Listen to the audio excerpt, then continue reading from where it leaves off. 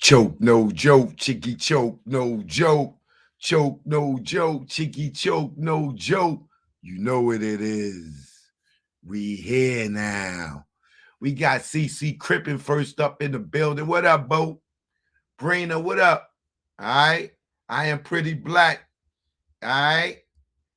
Sheila, what up? Sheila Shane. Agent 9, Bert. What up, Bert? Michelle Jensen. Talisa Renee. Kim Gaines. All right. I see you. My man Badlands. Philly in the building. Dipset forever. Michelle Frizzy. All right. We here now. Y'all already know. Joel King, R. McFly, what's good? Mike Miggity. All right. Vince, what up, Vince? Nita B just stepped in. D-Dub. Choke no joke. You already know. We gonna get into it tonight. The Jeffrey Epstein paperwork continues. We got the paperwork party. But we first must address Katt Williams. We gonna get into it. Choke no joke. You already know. We here. Let's go, baby.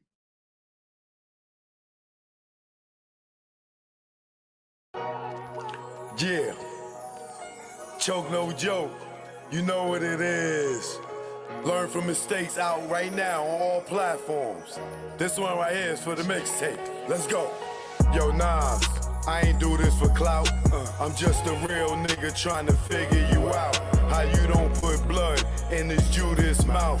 Talking Japanese wine like you fanning out. Blushing at this bitch that disrespects your kid and her earth. Carmen, I know that it hurt. You know, back then when he made these disparaging remarks and comments about my daughter and created this disgusting visual, there were so many people around him that stayed quiet. They said absolutely nothing. Carmen, I know that it hurt. You said Pac left us. With rappers that wink at other rappers in the studio, which made me think, yo, what he got on you? And homie in pink, cause at Webster Hall, he didn't stream one link. Yo, y'all glutton for punishment. I'm sick and I'm done with it. If it was part of your plan, Nas, hard my word on it, I'm just your fan. With little celebrity, some say it's just the hate in me. Nah, I'm cut from a cloth. You don't brush shit off. Well, the penthouse of law gotta have a ceiling. Only forgive hoes with sexual healing. And that thought right now is not appealing. With these chicks, with the dicks like Little Nas. X, I'm not a fan. You damaged your brand. Yo, Nas, don't ever do that shit again. I'm signing off. Esco stand. Yeah. Choke no joke, you know what it is. You know what it is. Oh yeah, and you nigga, I ain't sorry for shit. I ain't with your boys' games, nigga, I'm with this shit. Wedge. Webster Dictionary defines the word as a substance that is used for splitting wood or rocks. Something causing a breach or separation. It's funny what that lens can capture. Separation. Division. How y'all having a meeting about Jay without? Nope, not drugs right there. Nobody told me nothing. How come y'all having a market meeting without Jay? Without Jay? Without? I don't get it. It's 10:30 in the morning. And you want to get Lee off? Please go get him. No, actually, I was just gonna go to the restroom. I'll be right back. Why are you leaving? I'm asking a question.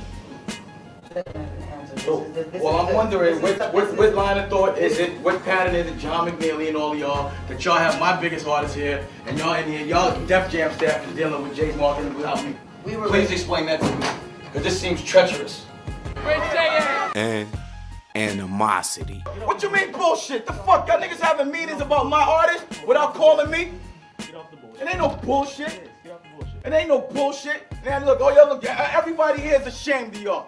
Who wants to work under a cow? They don't have to. Cow! I ain't with your boys' games, nigga, I'm with the shit. I'm nothing like Nas, I'm with the shit. I'm more like Jungle, wanting to bust your shit. But bro got me on chill. He said I'm illmatic, with the static, with the ratchets. Let's go to Brooklyn, cause he gotta have it. School days, would've called you faggot and smoked you like a Spike Lee joint. Yo, the greatest of all timers, got hit with all timers. You buster, Nigga, your mic with the shine. Knockout. Yeah, one-liners. Give you a reason to be a one-eye. Without reasonable doubt, you been a liar. You headache, Kane, Jazzo inspired. Rape Damon. So they trying to take our franchise from us. That's what they trying to do. Make this beef. They trying to. I bet you they're staging this beef with us. Trust me. Trust me. It was all about the power to, to get rid of Dame Dash, and take Jay-Z to the next level without Dame, and it was, Dame should stop blaming Leo and Todd Moskowitz and start blaming Steve Stout. You know about the Scarface party and all that? How they make sure house in Puerto Rico? He's gonna be there performing, but they're doing something with them. Who, Jay? Yeah. No. Yeah. He's gonna be out there for that. With the release of the Scarface DVD. Jay's performing for that? And I don't need two lips to blow this like a trumpet, you dumb shit. This is an unusual musical I conducted. You looking at the black Warren Buffett, so all critics can duck sick. I don't care if you see Dolores Tuckett or you Bill O'Reilly. You only rallied me up for 3 years. They had me peeing out in the cup. Now they about to free me up. What you think I'm gonna be? What? Rehabilitated? Man, I still feel hatred. I'm young, black, and rich, so they wanna strip me naked. But you never had me like Christina Aguilera. But catch me at the West Side driving like Halle Berry or the West. Fuck it. Peace and love, y'all. The Black Album on the way. And then we doing our party, You can stop so taping. Following Steve Stout's direction. And what was Steve Stout telling you to do? He walked me through how to get rid. His plan was to get rid of Dame Dash. He told you that. That was the plan. Okay. Rape Dame and Chris. They ran the lion through the rock and the fire. Damn, you cold. Built the nation, the prop back home. How you the king of LA? When Cube is home, how you bang in LA after Nip is gone? Mr. Smith, yeah, I'm nice with the gift. Two, the double entendres got those two. Your wisdom, knowledge, that I'm king too. I'm sorry I met the other side of you. That's the gift and the curse. I'm Christ from birth, from the hearse to the dirt. Fake niggas claim hurt, so I stay on my bullshit like I'm dirt and never shy. Let my feelings fly, let's go. Cause we all die. Like your beds, nigga, I'm here. Only fear I have is truth not be told. We all get old. It's choke, no joke. Y'all already know. Let's go. Choke, no joke. You already know. Learn from mistakes out right now on all platforms. This for the mixtape. The 50-year-old platinum virgin. I'm not sorry.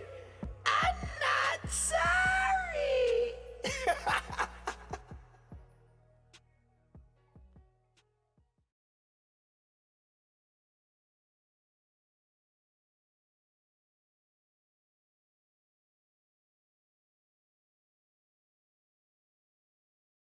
Welcome to AMC Theater 11. Enjoy your show.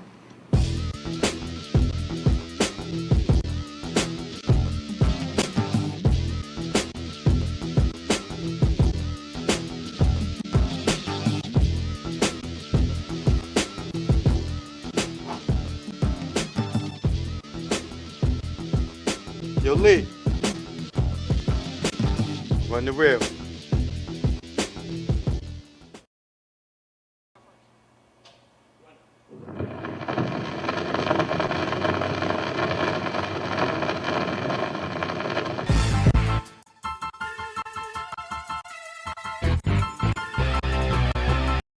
Put it up. No palm tree to trees in the palms of dealers and fiends. Late night roam the streets.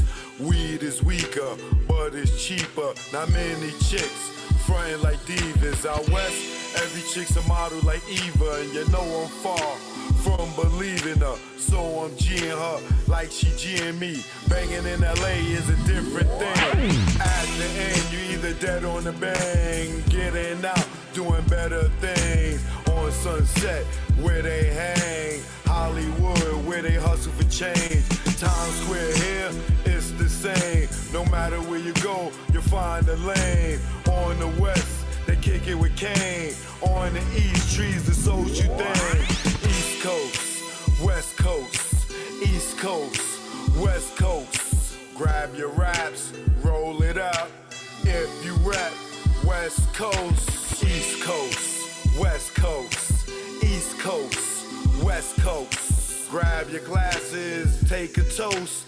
If you rap East Coast. When I'm on the west and I'm doing my thing, don't offer me coke or your nose I bang. Friends don't offer other deadly things. Thanks for the hospitality, we'll still hang. I won't judge you, leave me as I came. On the road to success, top of the game.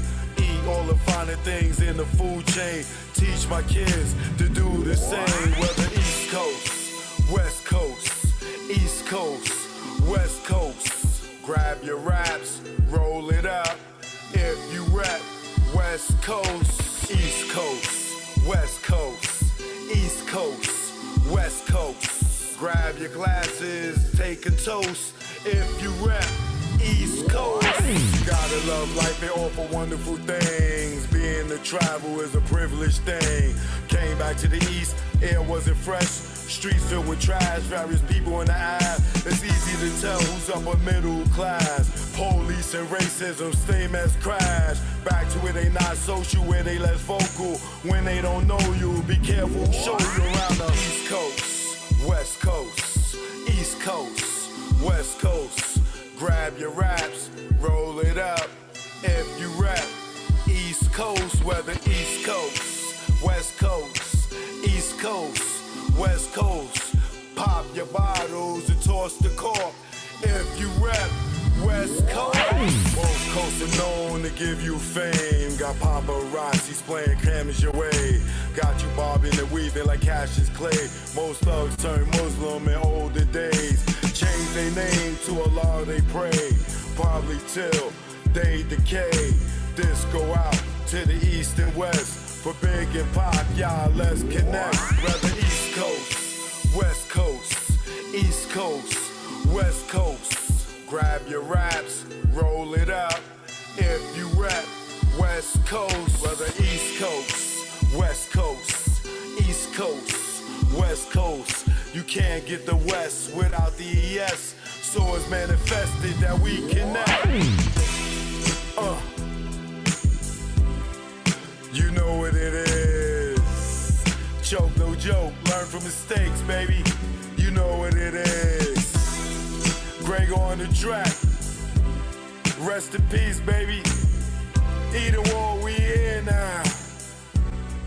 You know what it is. Joke, no joke. Smile, treatment, you know. Yeah.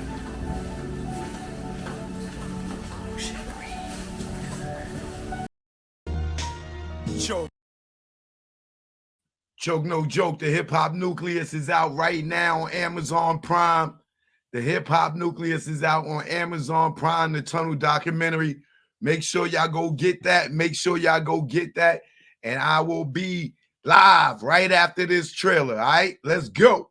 Make sure you go get that. The Tunnel documentary out now. Happy 50 years of hip hop. Let's go. No joke. Yeah. It's choke, no joke. Let's go.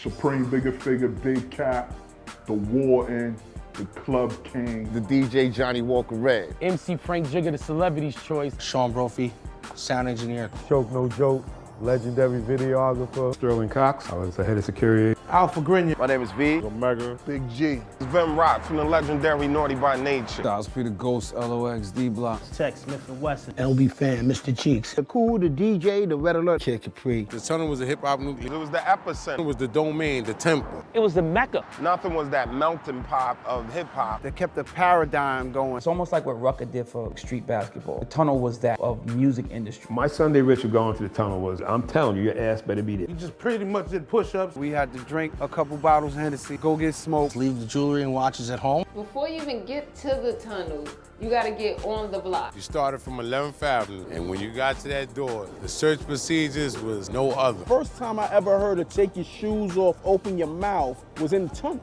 It was damn near everything but a full cavity search. Security at the tunnel was no joke. The beatdowns did happen. Some of them, if you had that chain out, that shit was leaving with one of them niggas. We had a handful of cats. When we were taking you out, they were digging in your pockets. The code check at the tunnel was crazy because you ain't know if you was gonna get your shit back. Sometimes the bloops happen where you might not get your coat. A lot of boys wanted to get their girls some fur coats, you know, so I mean, it was free. The bar was always on till after the tunnel. You might get fake alcohol. Bartenders might have got counterfeit. The dance floor is always rocking. It looked like a video all the time. The tunnel had a very unique situation at the bath. It was co-ed. The bathroom was Sodom and Gomorrah. I was like this, trying to look past the dudes like when they was going in the urinal. The tunnel was a one-stop shop. They had food, they had alcohol, drugs. I saw weed the tub. It was just oozing money. Backstage is like the club amongst the club. That's where all the so-called stars who was scary to be in the crowd, that's where they hung out at. The dopest things about the tunnel for me to remember is hearing my records get played up in there. The top maybe of all time tunnel banger. Or anything Bad Boy. Every Biggie record, any shit by Hov. Shook Ones was bananas in there. Nori Capone, that Bang Bang. Andy Up. Any one of Buster joints. Wild Out would actually start a fight. The best performance I ever seen, Jay-Z performed in front of the DJ booth. The DJ booth was bouncing like a ball. Snoop and Dre. When Dre was there. DMX, Get At Me, Dog. The king of the tunnel was Jay-Z. Busta Rhymes. DMX is the king. Queen of the tunnel. Mary J. Blige. Foxy and Lil' Kim. Eve. King of the tunnel record label-wise was Def Jam. Bad Boy. The best DJ at the tunnel was Flex. Big Cap, all day. Flex used to break off the records, but he used to try to bully Cap, like, don't spin this, because when I get here, I want to spin it. No, nigga, fuck wrong with you? What the tunnel did for artists, it solidified their street music. That gave us a platform, set up Rough Riders, Rockefeller, Bad Boy, slew of other artists. The closing of the tunnel, it was kind of sad because that was a big piece of hip hop. So losing the tunnel was like a little kid losing Disney. A famous mosque closing down. I think when the tunnel closed, it was necessary. Niggas was coming to miss me. When you hear people of the late 70s talked about Studio 54, the tunnel was the Studio 54 of hip hop.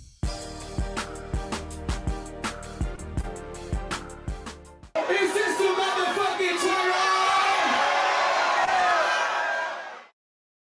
Choke, no joke, chicky choke, no joke.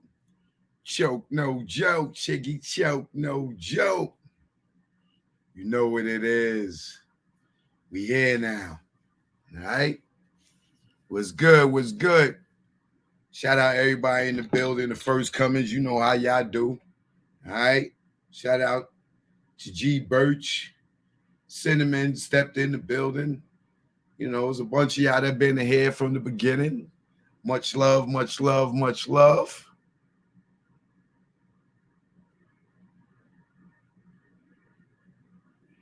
Yeah, so y'all know I got a bunch of the Epstein paperwork and stuff. I'm going to finish going through that tonight. The man of the hour. The man of the hour got to be Katt Williams right now, y'all. Boy, Katt. You started some shit out here, Katt.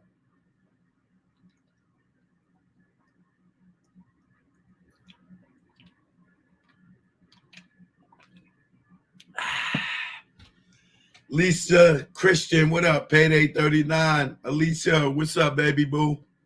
All right. Tay Wilson, I see you.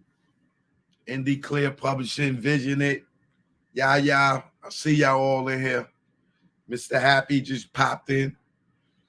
Choke, no joke, man. So,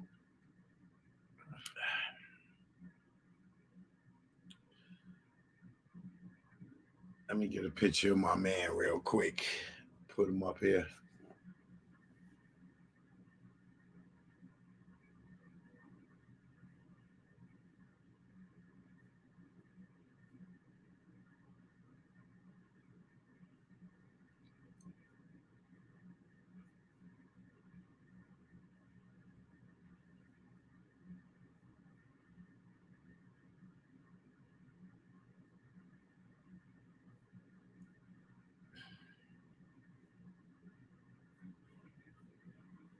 me get Jonathan out the cut. On the right there, I'm talking about Johnny boy over here.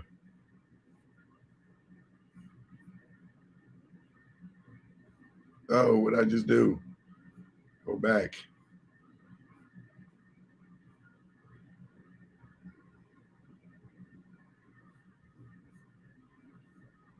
There we go.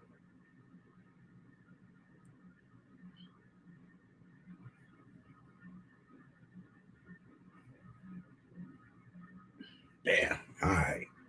Now we're in effect. Right?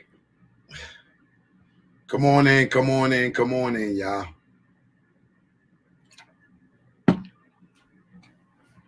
Now,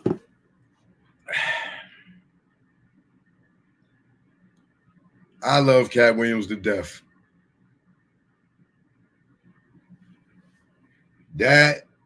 Katt Williams has always been funny to me, first and foremost. I don't know how many of y'all are familiar with the comedian Katt Williams. You know what I'm saying? And for all y'all that's new to the channel, I am Choke No Joke, legendary videographer, producer, director. All right? Look me up. Google me. All right? But I've been producing and directing for 29 years now, going on 30. All right? From the Tunnel nightclub all the way up through BET, Rap City, all the way up through the Real Housewives of Atlanta, up through movies like Cold Blue and the Phil Rich documentary, American A Genius Leaves the Hood, the unauthorized story of Jay-Z, all those, listing, long resume. All right, for all you new people that's here, all right, please make sure you subscribe to the channel. This is the truth channel here. All these other channels, all these people outside of my man right here, Katt Williams, you know, we've been truth tellers. We've been talking about the industry. So this is like a bittersweet moment for me with this industry stuff, with everything that's going on right now, with so many things being revealed, you know, from whether it be the Cassie situation with Diddy, just this whole era right now where everybody, like, for me, I was out here just telling the truth. Traumatized because I'm talented as F. And for me to get to this next level, I'm getting hit with all these indecent proposals and stuff. And, you know, I'm crying out, telling people, yo, man, all these dudes in the industry, they won't let me live because they can't sleep with me. And people wrote me off as, oh, you just jealous of other people. Why everybody that's successful got to sell their soul? No, you just this, you just that. And for me, it was like talking on deaf ears. I keep telling people that this is what's going on in the industry. Yo, nah, this nigga's gay. You know what I'm saying? Oh, Choke. Why? Yo, Choke, why everybody got to be gay in the industry that's successful? Why everybody that's successful got to sell their soul? Oh, Choke, y'all always saying that. Y'all just jealous. Why this person got to be that? Why this person got to be that? Why you got to say this about Jay-Z? Why Puff got to be the devil? Why, you know, all this shit for years and years and years and years and years and years and years. Now, when I'm telling people back then, it was, oh, yo, Choke, you exposing. I always kept hearing this word, expose. And you exposing, you exposing. It was never I was telling the truth, right? Never that I was telling the truth. I was just exposing, you exposing, you exposing. Oh, you just jealous. Oh, all this shit, right? It don't matter who the person is, but the bigger the name, the bigger you was just more jealous of them, right? Nobody wanted to believe this shit, right? Now, you go on YouTube and you seeing this person expose this person. This person tells the truth about this person. This dude, Christian Keys, could come out here and say a bunch of nothing, a bunch of any windows of who he could be talking about, how he's for man harassed him in the entertainment industry for 18 years, right? I've been telling people this shit for 20 years. But nobody wanted to say nothing. Nobody's out here saying, yo, Choke been saying all this shit, right? Nobody's out here saying, yo, Choke been telling us about that, right? So now when people like, and I'm not putting Katt Williams in that I'm not bunching him in that circle of people, right? And happy birthday, January. Happy birthday, love. We're gonna show you some birthday love at the end of the show. But like I said, Katt Williams is one of these people that's been talking about this shit like I have for most of his career. He might not have been as vocal and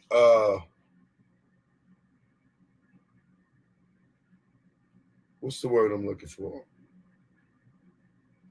He might not have just been as raw as I was with it, but he's been saying it and he's been saying it and been saying it. Now, today, because of this Shannon Sharp interview that he did, shout out to Shannon Sharp because I worked with him before on the Morgan Stanley commercial back in when I was doing my modeling and acting.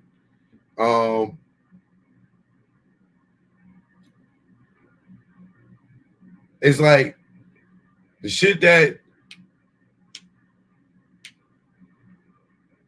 Katt Williams said about all these dudes have to wear a dress, like the Ricky Smileys and all that stuff. Hold on a second.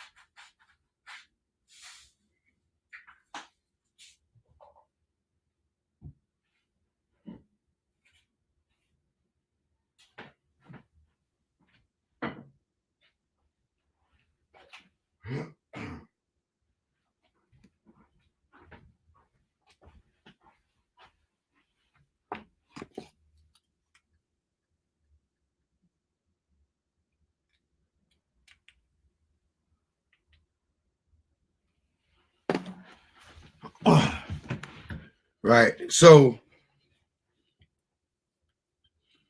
the whole dress thing. I don't know how many years I've been telling y'all about the dress thing. And I'm showing y'all I've been Kevin Hart in the dress. Like I told y'all, the dress thing ain't nothing new. It's been going back since Geraldine with Flip Wilson, all the way up to Jamie Foxx in In the Living Color, up to then it gets to hip hop, and you got the Young Thugs, the CeeLo Greens, the Andre 3000s, and hip hop. The dress shit started in the South. So the South, y'all own that. Y'all brought the dresses to hip hop. You know what I'm saying? Nas, Jay-Z, DMX, The Lox, none of these niggas, Snoop, Eazy-E, the DOC, Ice-T, Ice Cube, MCA, Nelly, J Prince, Master P, UGK, the Ghetto Boys, Cool C, Steady B, Jazzy Jeff, the French Prince. None of these niggas was wearing dresses. From the East Coast to the West Coast, the South brought the dresses to the game, right? And at that point, where hip hop has just elevated and went to the next level, now by the time it got to the South, you know, the shit that Leo and them couldn't do with the DMXs and those, because these niggas is now fucking scared to death of niggas. They killed gangster shit and they brought it to the South and grabbed all the niggas that wasn't as business savvy as the niggas in New York and LA, because they've been in the game for years. The South was just getting a turn. When they started getting a turn, they started learning the game. Now the niggas in the South are more educated about the business than they was, you know, back when New York and LA had it, because New York had to get robbed, LA had to get robbed. You know what I'm saying? They moving around the country robbing niggas. Now, you know what I'm saying? So this is why the hip hop awards went from New York and to Atlanta. You know what I'm saying? The BET awards, because they came down here, because this is where the gay activity was going on and all those secret undercover niggas in the industry. I forgot to turn my damn Instagram on. All them secret undercover niggas in the industry, they could come down to Atlanta during the awards weekend and slide off and go go play with the, you know, in the little cesspool that they that they've been playing in.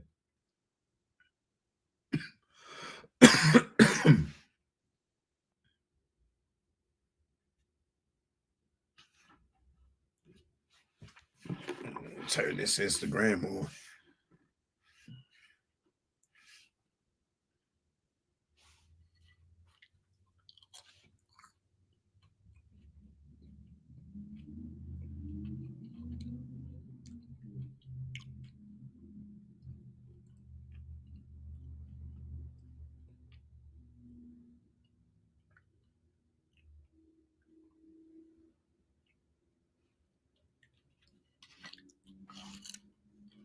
Lady Cuts, what's up, boo?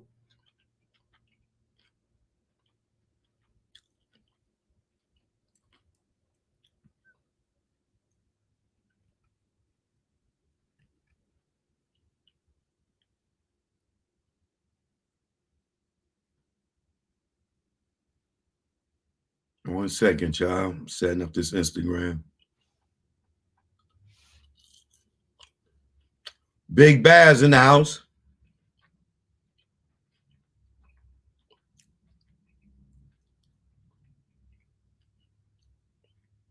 I'm live on YouTube, y'all.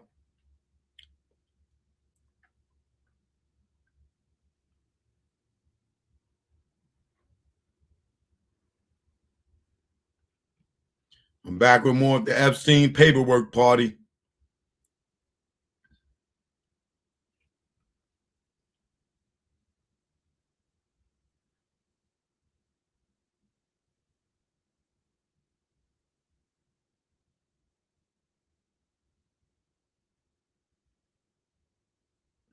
Live on YouTube, live on Twitter, Patreon.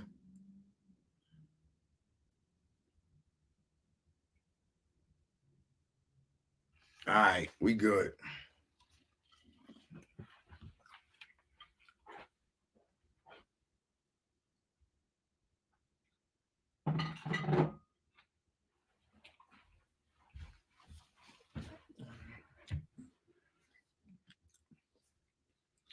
Right, so Instagram, live on YouTube. Choke no joke. You already know. Truth be told, all day, every day.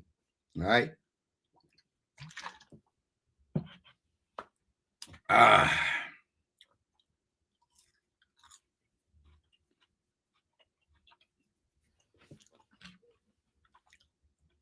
boy is a little hungry.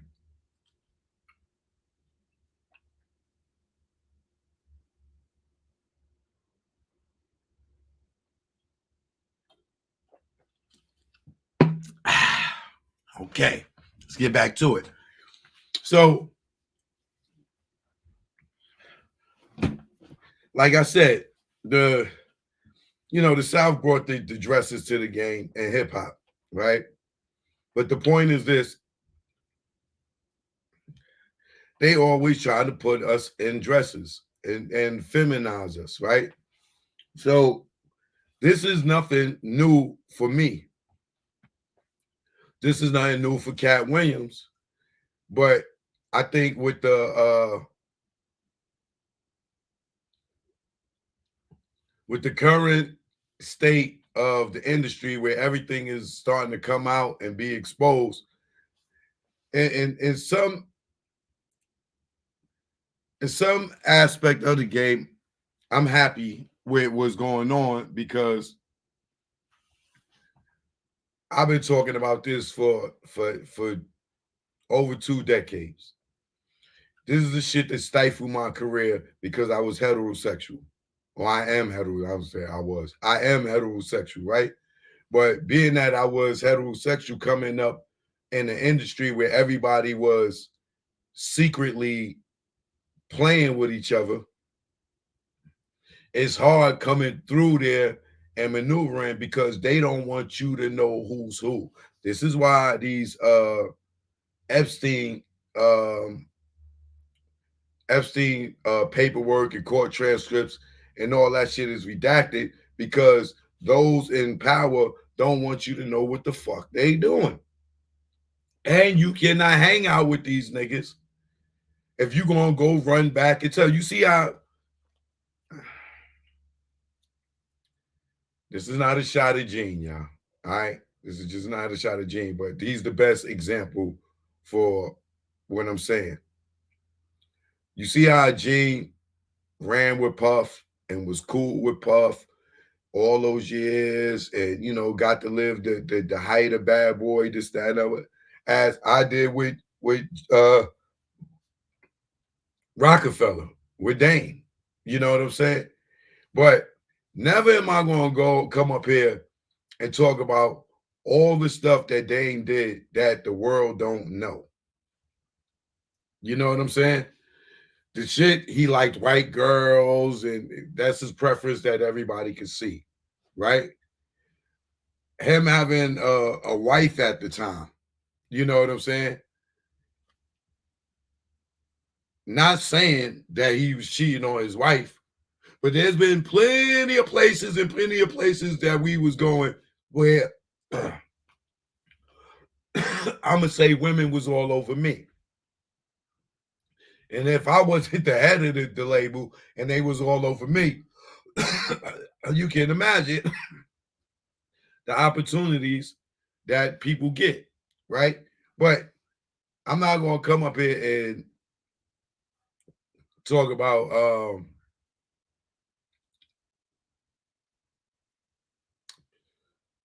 Superhead was giving Puff head while J-Lo was upstairs. Like little shit like that, that ain't even little. But shit like that, like Dame could be afraid of a bunch of secrets that I got. But I'm not never gonna do no shit like that. Right? Now, if niggas in the industry is trying to stop me from advancing because they can't sex on me, that's a whole different type of exposure, right? That's hey, yo, this nigga skipping in line. You know what I'm saying? Yo, the motherfucking police tasing me for no reason. That you're not fucking exposing shit like that. You exposing wrongdoing, right? That is happening to you, not another nigga's fucking personal business, right? So when I'm seeing all this stuff going on, it's bittersweet for me Because I've been telling y'all this shit. So when Katt Williams come out and he's like, yo, they want to put him in the dress in Big Mama's house. How he talked about Ricky Smiley always in the dress. How he talked about, you know, Tyler Perry being in the dress. The dress is the shit on the surface. That's the shit on the surface. But what these niggas be doing with, let me explain to y'all this, right? And it's going to be very easy for you to imagine this, not a year ago, but today, like my man said, to this day, to this day, right? Y'all going to be able to imagine and fathom exactly what I'm about to tell y'all, right?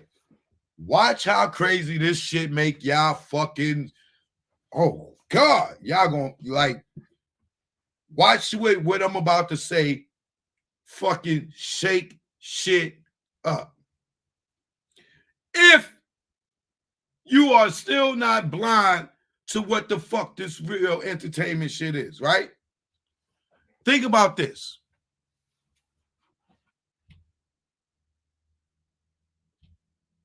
Y'all ready for this?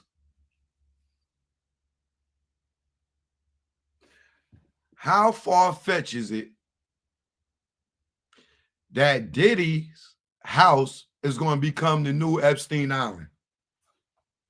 It may not be for underage girls, but the drugging and the sexing and all that stuff, how many of y'all want to bet in a minute what Epstein Island is today, with all the celebrities going over there to party and hang out, right? How many of y'all want to bet in a minute Puff House is going to be where Epstein Island is to the white people, to what hip hop is to us, or what we are in hip hop? How long do y'all think that's going to be before they start talking about Puff House and Star Island and all the motherfucking parties that Puff was having?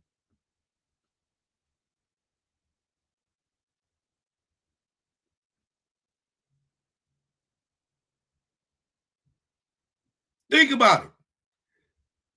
Think about all the women that's coming out complaining that they got drugged and all this shit and raped and whatever around Diddy. Think about the Harv Pierre allegations. Think about the Diddy allegations.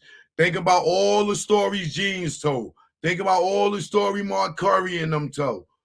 You don't think, right? Now, here's another thing.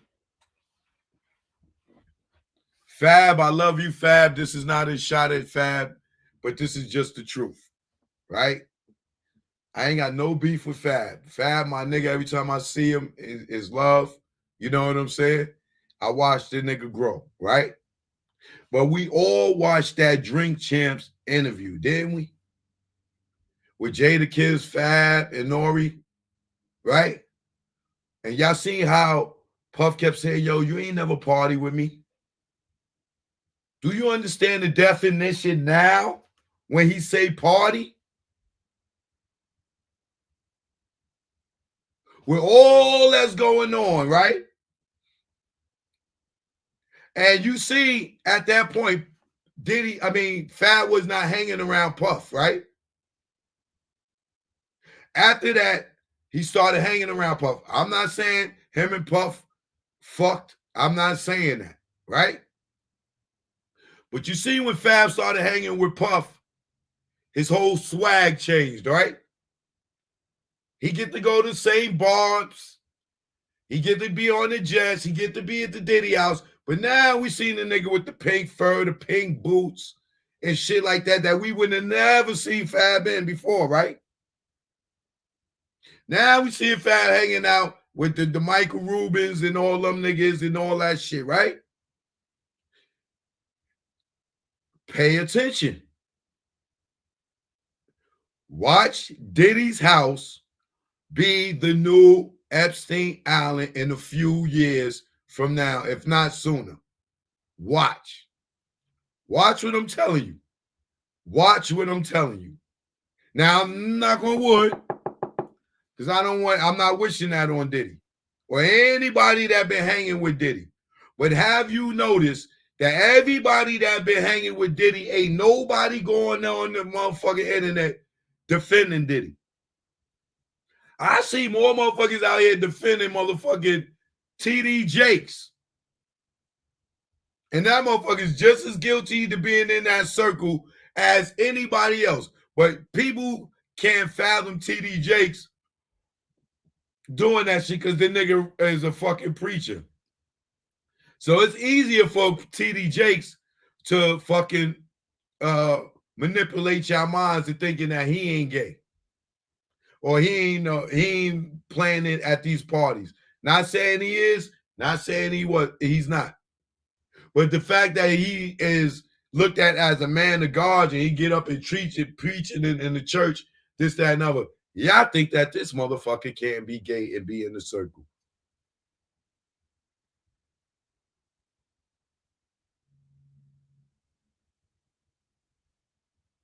So y'all think that because these motherfuckers represent the church, that they not in that same fucking group? You don't think TD Jakes, Creflo Dollar, what's this the other dude name in Texas?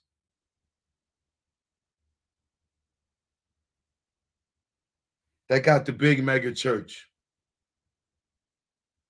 Oh man, somebody tell me, what's the dude name in Texas? White guy.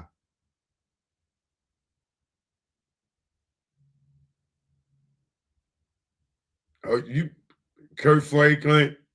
Kurt Franklin's another one. If you think that, because these niggas represent gospel, that they not Joel Osteen, thank you. All right.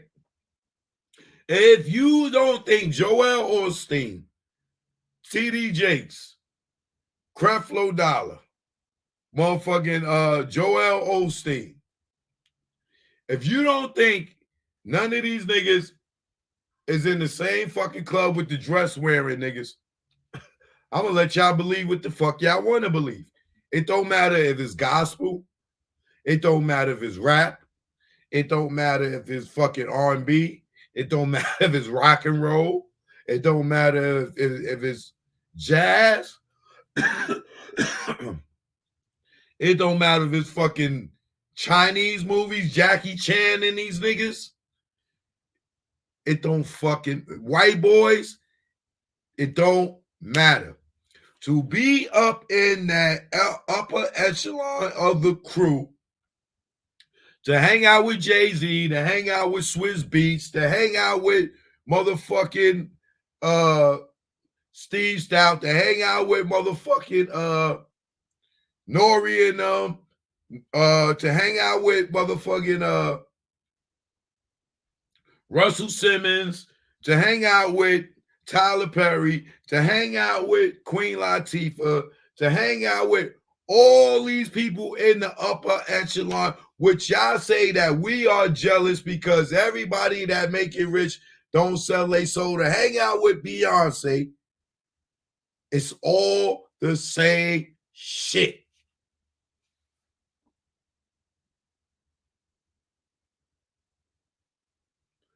All these people are in these. You seen the flight log when we was going through there? Did you see motherfucking Joe Smo from Alamo on there? No. But you see Naomi Campbell on there, right? Who you see Naomi Campbell hang out with? Robert De Niro, right? The Oprahs, right?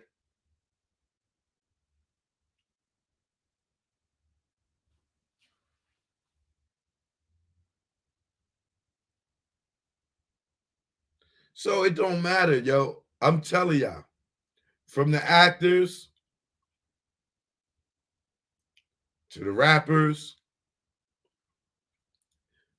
Taylor Swift, country singers, it don't fucking matter, bro. What y'all call the Illuminati is the same shit that Katt Williams is talking about. These niggas in the dresses. Illuminati is just a fucking blanket name, bro. That's all of them shits under that fucking umbrella. Skull and Bones, the Gay Boulay, motherfucking. I don't give a fuck. Even these fraternities, these Kappas, Alphas, and sororities. How many of y'all in here that pledge? Tell me y'all didn't have to do some gay shit in that pledging. Whether it was a bunch of niggas in the line, hugged up on each other, humping each other's asses, walking together, and shit. Niggas squeezing, holding each other. Tell me how many of y'all niggas in fraternities didn't do some shit that did not seem a little bit gay.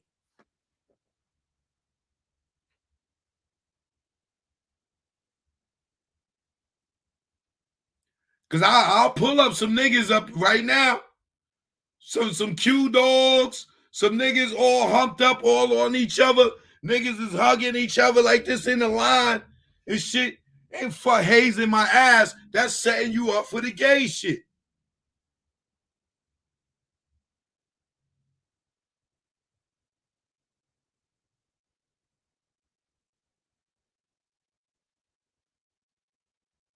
Y'all telling me in them hazing situations, y'all niggas that let's pull up some shit right now. Let me give you an idea what the hell I'm talking about.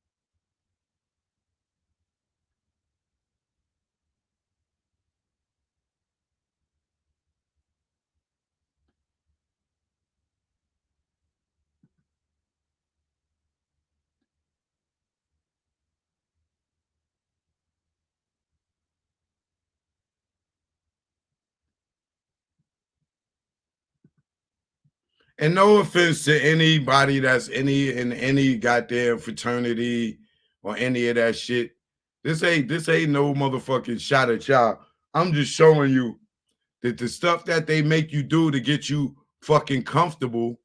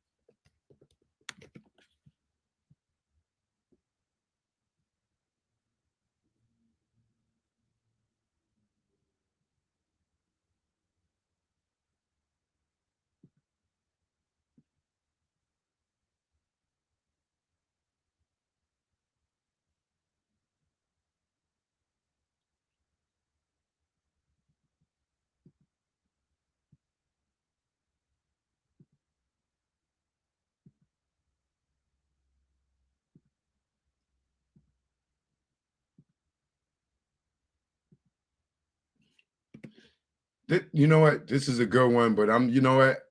Being that deep, I don't want to offend nobody by playing this because I'm looking at niggas' faces and some niggas just don't look comfortable with what the fuck they doing. So I don't want a whole fucking fraternity mad at me because they feel like I'm dissing their brotherhood. But for me, I've never joined no goddamn fraternity. I never joined no motherfucking gang or none of that shit. I always stood on my own merit. You know what I'm saying? This is why when I got in the industry, I'm not giving into that shit.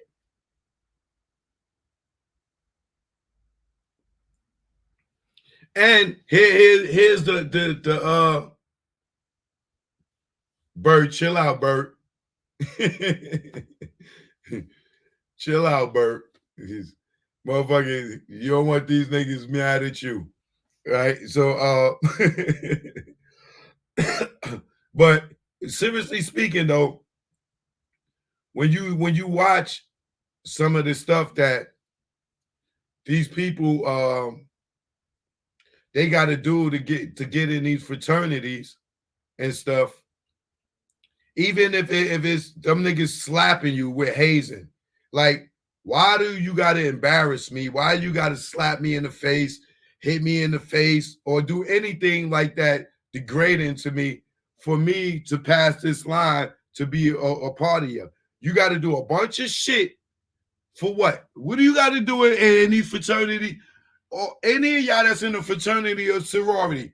You tell me you ain't got no secrets that you can't tell nobody else outside of your fraternity or sorority?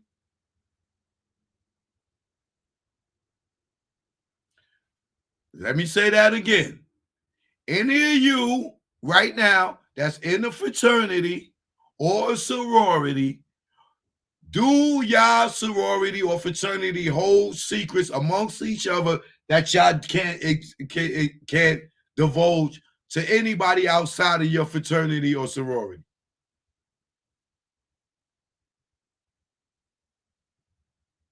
That falls under Illuminati, a secret society, right? Just because you're AKA don't mean you ain't in a secret society. You in a society of people and y'all got secrets. Whether you a Q, a AKA, a Delta, or whatever, that's the same shit in the industry.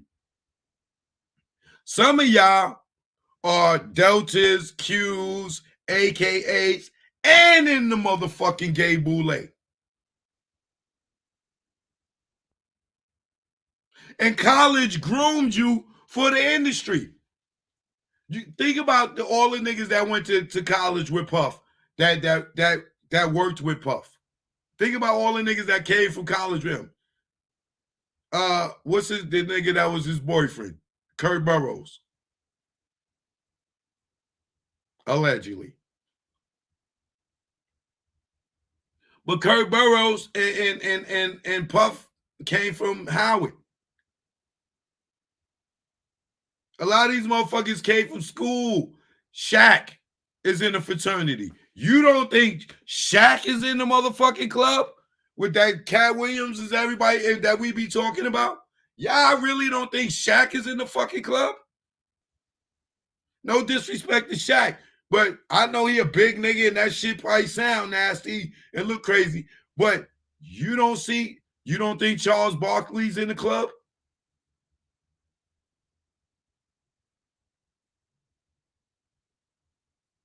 You can't look at these niggas and see the stuff that they do to tell you that who and who's not. Don't think none of these NBA niggas ain't get down like that.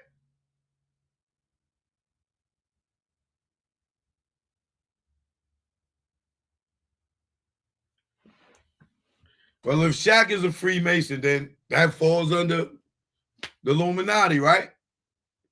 Freemasons ain't a secret society. They don't hold secrets amongst each other that they can't tell nobody else.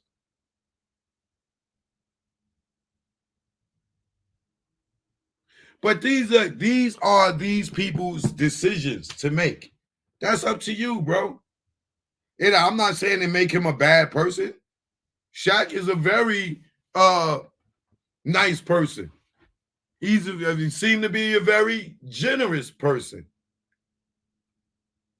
You know what I'm saying? He don't seem to be out here poisoning the youth. But that don't mean that he's not in the secret, in that club of these upper echelon people that you say, oh man, why Shaq got to sell his soul?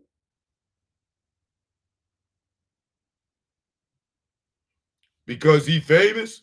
That nigga was the best great basketball player ever. You see how many points he had? You see how many rings he got? This, that, and other. Shaq's supposed to be there. We agree. Right? But don't act like Shaq was the best free throw shooter either. Don't act like Shaq was the best actor either. Right?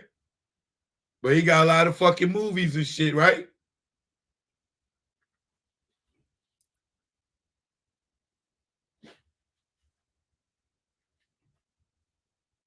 So for me,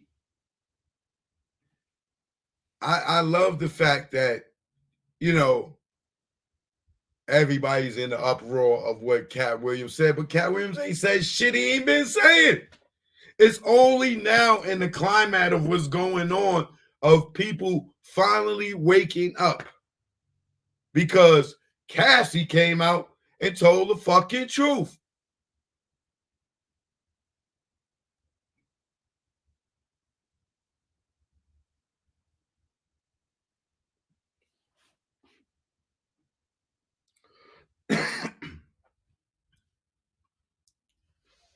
So I hope, and I pray that this is the era for people like me to finally get their just due for sitting there and fucking for all these years clenching their butthole tight when you go in the room with these niggas.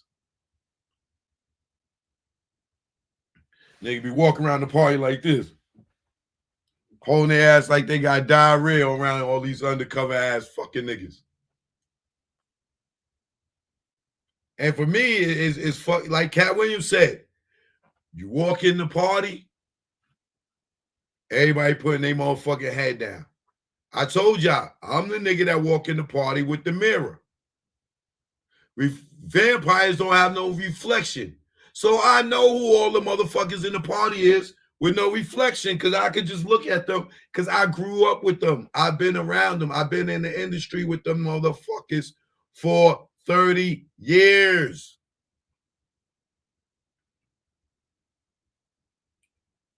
Remember what I told y'all about Charlemagne? Maybe Charlemagne might even come and tell the truth now. Maybe Charlemagne might come out and tell the truth now.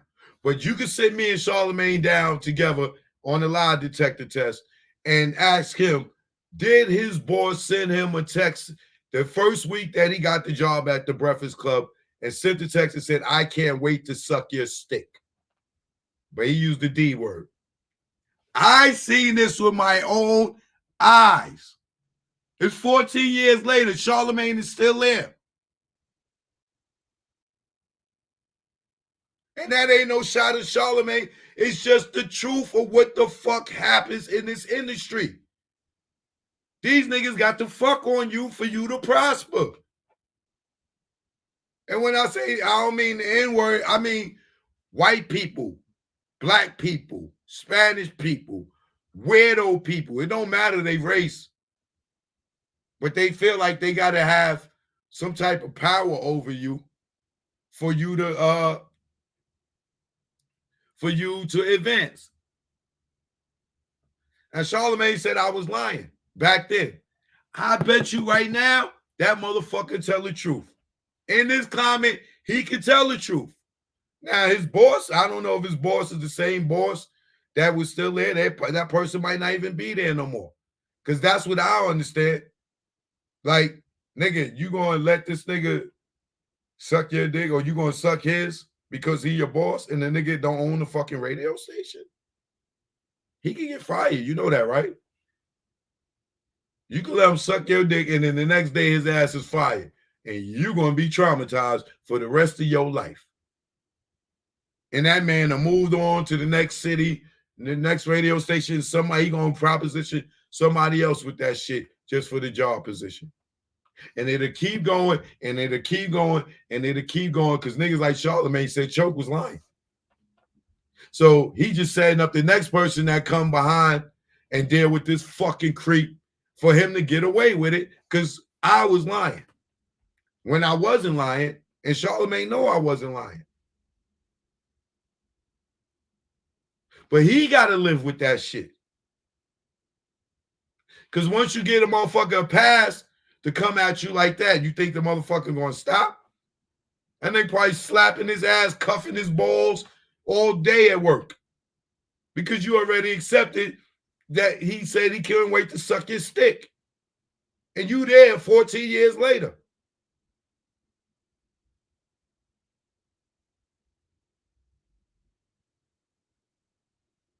But this is how they do. They protect their own. Once you in that fucking club, they going to protect you. How many times you see Charlamagne up there saying the most reckless shit to women, sniffing women's chairs, all kind of shit that niggas would have got canceled for? That nigga sniffed Sunday Carter and Jennifer Lopez's chair after they got up to smell a pussy and got away with that shit.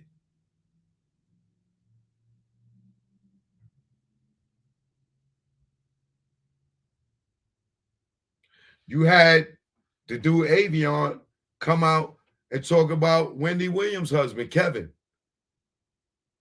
and all that shit. Nothing happened. You had motherfucking Mace come out, Cameron, talk about how Mace had dildos in his bathroom when he was living with Puff. But Cameron fucking with Mace today, right?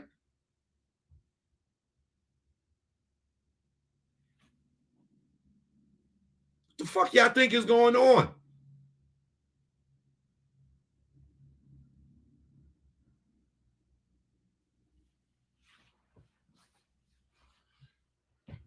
Y'all think these niggas is just prospering?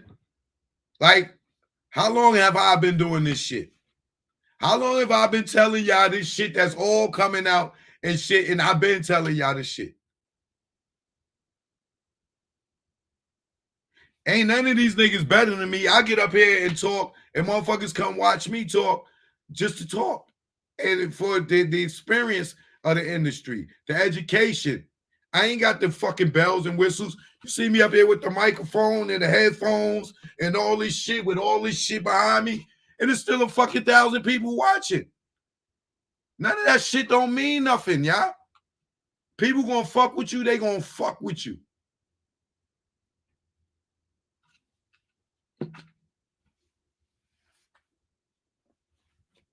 But you gotta be very, very, very, very, very, very strong.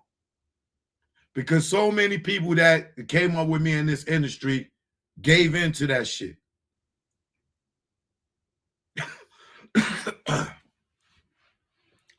Y'all sit there and y'all say, oh, Joe Budden and them get all the interviews. Elliot Winston, he get to interview Jay-Z. Why the fuck you think?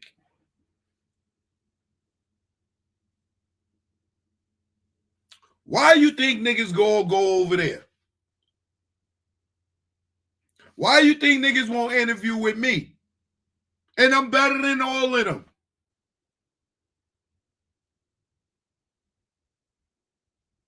Why you don't think niggas? Because they can't come to me. They can't. My name is behind the desk in the wall in the fucking Illuminati fucking office. Stay away from this nigga right there. They got my picture on the wall. Don't go do no interview with Choke, nigga. We kick you out the club.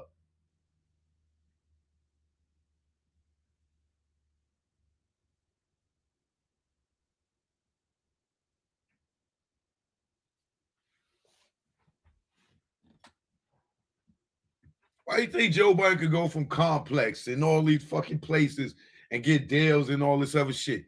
Y'all don't see the politics that he play?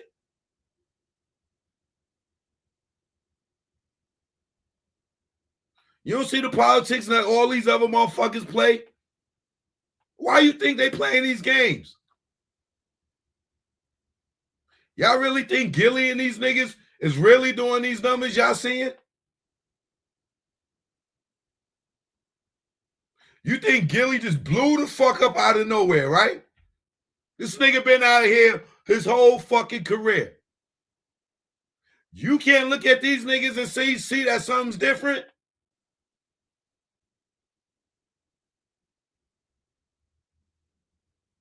You can't look at these niggas and see that something's different. Do you know half these niggas that they interviewing and they getting 100, 500,000 fucking... Let me show y'all niggas some shit, man.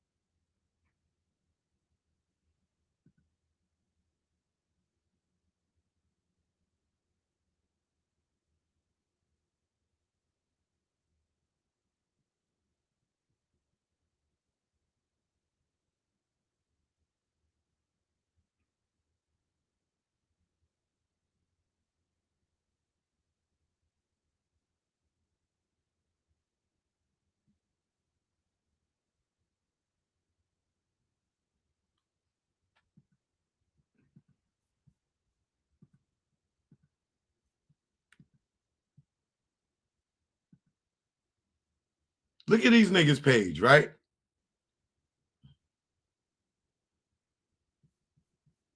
I've been doing this motherfucking YouTube shit a long fucking time. Since 2006. I've been on YouTube with The Last Days of the Rock being the first web series on it. Look at these niggas' fucking numbers, right? NBA Youngboy, 2.2 million views in 11 days, right? But Gilly and Wallow's knockout party, they only get 21,000 views. So you tell me millions of people watch NBA Youngboy, but only 20,000 people watch your fucking knockout party? You tell me 1.3 million people watch Mason Cameron, but the best of your 2023 show only got 39,000 views? So 6.5 people million watched Little Durk interview. How many of y'all seen these interviews? Because if 6.5 million niggas seen this interview, all of us seen that shit. Everybody in here watching right now had to watch that motherfucking interview. 6.5 million views. How many motherfucking people in the United States?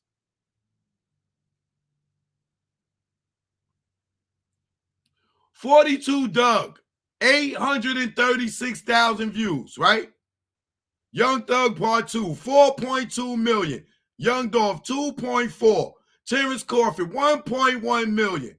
Katt, Senate, whoever the fuck that is, 1.1 million. Charlemagne, 1.7 million. Right? Now watch this shit.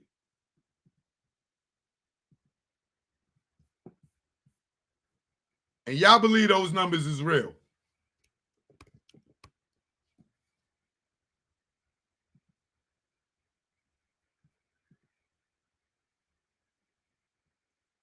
Now listen to this. Let me show y'all some bullshit, right? So let me ask y'all this. Who's bigger? $1 million worth of game or the Breakfast Club?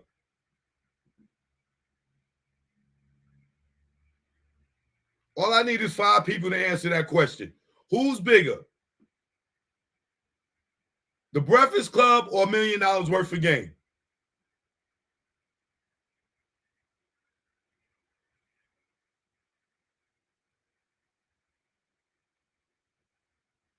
Three people. The Breakfast Club, the Breakfast Club, the Breakfast Club, the Breakfast Club. All right, thank you. I just need people with motherfucking logical sense to answer these questions, not these nut-eating people on here, right? Now, y'all just saw the numbers that the that $1 million worth of game got, right? And they don't, those people that I name ain't as big as the people that I'm about to show y'all, right? Watch this. Look, T.I. reflects on trap music. 583,000 4 months ago. Tony Yayo, 975 8 months ago. These niggas ain't even cracking a fucking million, bro. And this is the Breakfast Club. So you tell me $1 million worth of game got 2 million, 6 million, 8 million. Right.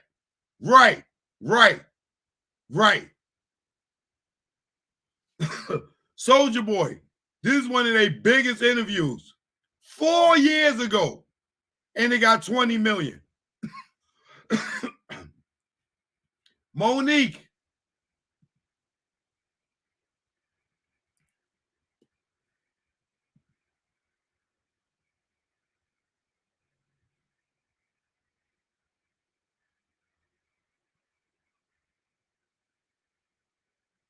look at this. Look at these numbers. AZ, 124,000. Look at these numbers. You telling me $1 million worth of game got more fucking viewers than the Breakfast Club? Y'all believe that shit? Look at the numbers, bro.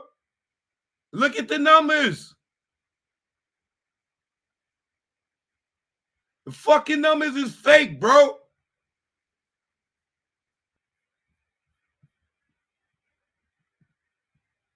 Look at this. How many subscribers the Breakfast Club got, right? 5.42 million subscribers, right?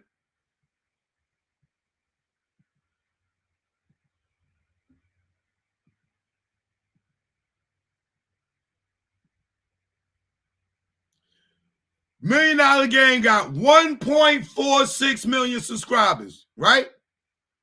Y'all telling me they got more fucking views than the Breakfast Club with 1.46 million subscribers, and these niggas got 5 million, and these niggas is getting all these fucking views? Are y'all niggas stupid or something?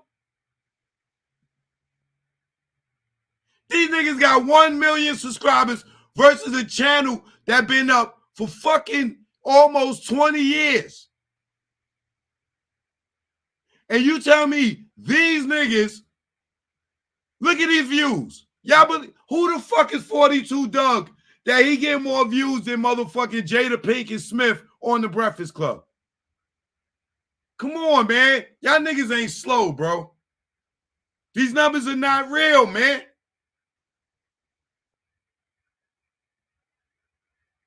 Look at these numbers.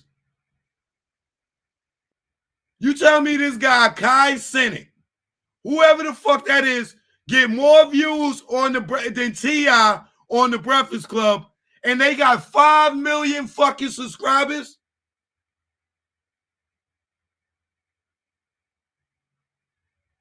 Come on, y'all. This dude, Kai Cenat, you tell me he sold more records than T.I.? He's well more known than T.I. And the Breakfast Club got 5 million. 5 million subscribers and only got 583,000 views. These niggas got 1 million subscribers and almost everybody watched this shit. Every one of their subscribers watched this shit. They got 1 million subscribers and this shit got 1,000,001 views. How? How, niggas? How? They got 1 million subscribers and got 4.2 million views. Yeah, yo, bro. They got 1 million subscribers and got 2.4 million views. How? How? Somebody please tell me how.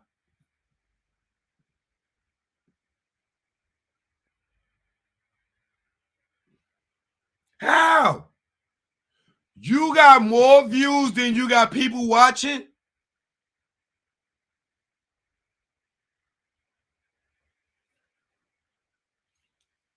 You got more views than you got subscribers.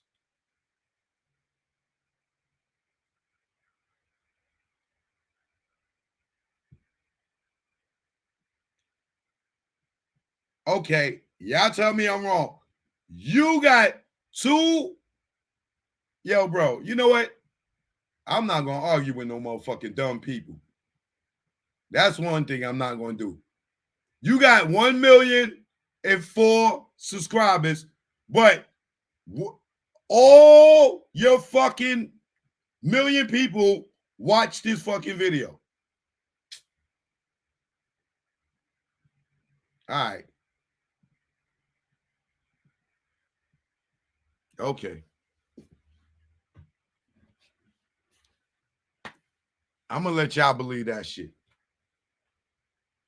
If you think these motherfuckers got more eyes and ears and they on iHeartRadio, they nationally syndicated, they on fucking YouTube, they like, huh?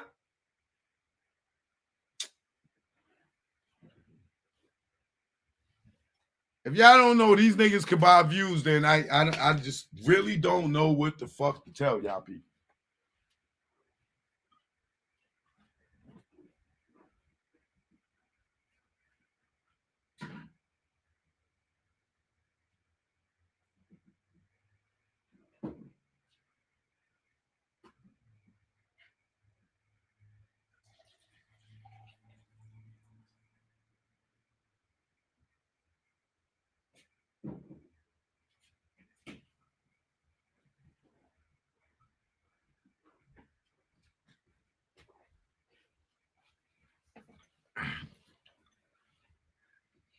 Let me ask you a question.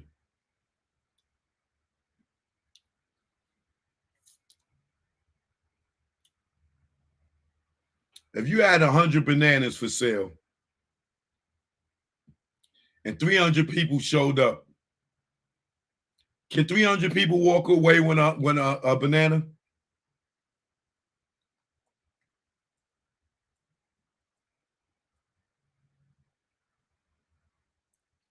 I'm gonna ask you again. If you got 100 apples for sale and 300 people show up to buy an apple, you telling me everybody's gonna walk away with a fucking apple? A whole apple. I ain't say cut the apple in half. I ain't say split the apple in fours. If you got 100 whole apples and 300 people come to buy motherfucking an apple, you telling me you got 100 and everybody can leave with 300 people can leave with an apple? So you got 1 million subscribers and 2 million people watch the video.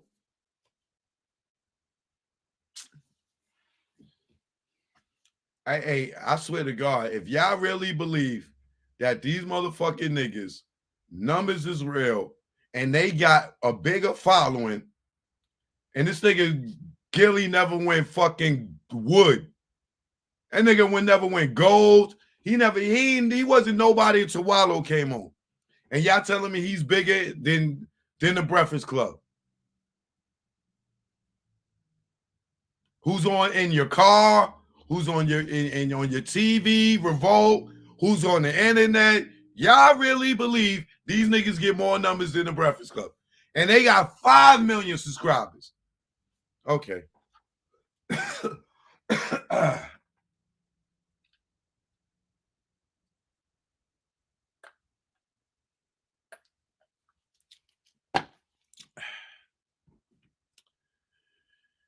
Okay.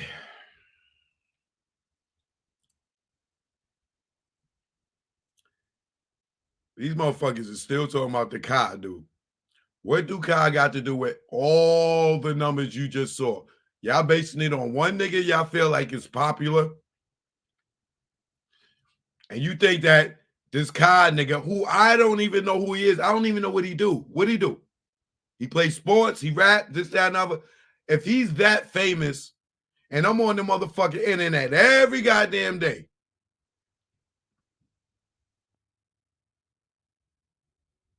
You tell me all these people, 1 million and some people, found this nigga all on that channel. None of those is bots. None of those is fake views. Y'all telling me everybody went and watched it. This nigga's that popular that everybody, that all those views are real. Right? That's what y'all telling me, right? He's that popular in the world that everybody in this chat know that nigga.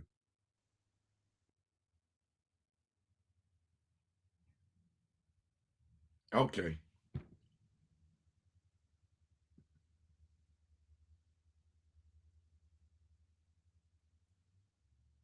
Okay. Okay. Okay. No bots. All those is real views. Okay. Same thing for all the other rappers too, right? Okay. All right. And Ricky Smiley never wore a dress. Martin Lawrence never wore a dress. Eddie Murphy never wore a dress. That was not them. Y'all believe that these niggas never wore dresses?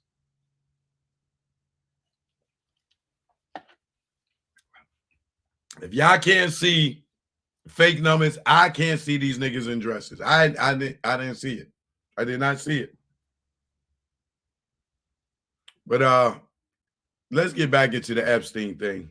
I'm done with all that.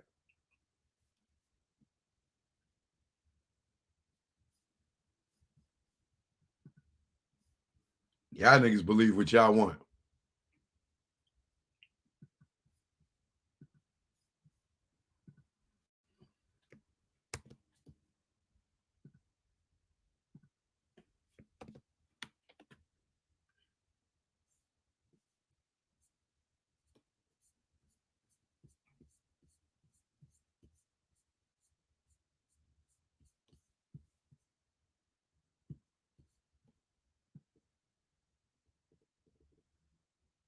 What page was we on?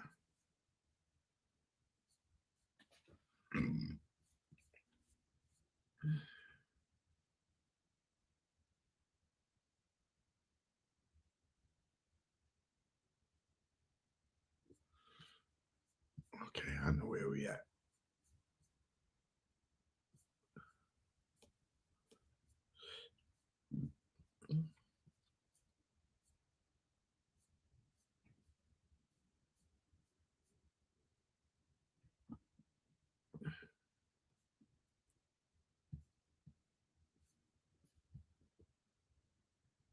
I should have compared their numbers to Vlad numbers and then see what y'all said. Y'all probably still say the same shit. Oh, nah, that nigga's famous. Kai is famous. Yeah, those numbers is real. Fucking idiots.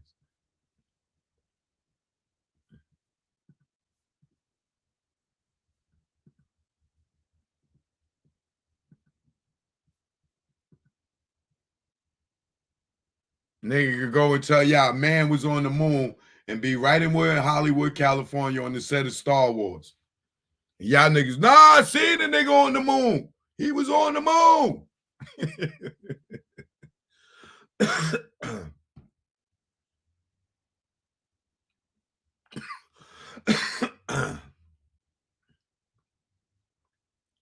So we gonna go with Virginia G's unredacted reply in support of motion to compel defendant to answer deposition questions.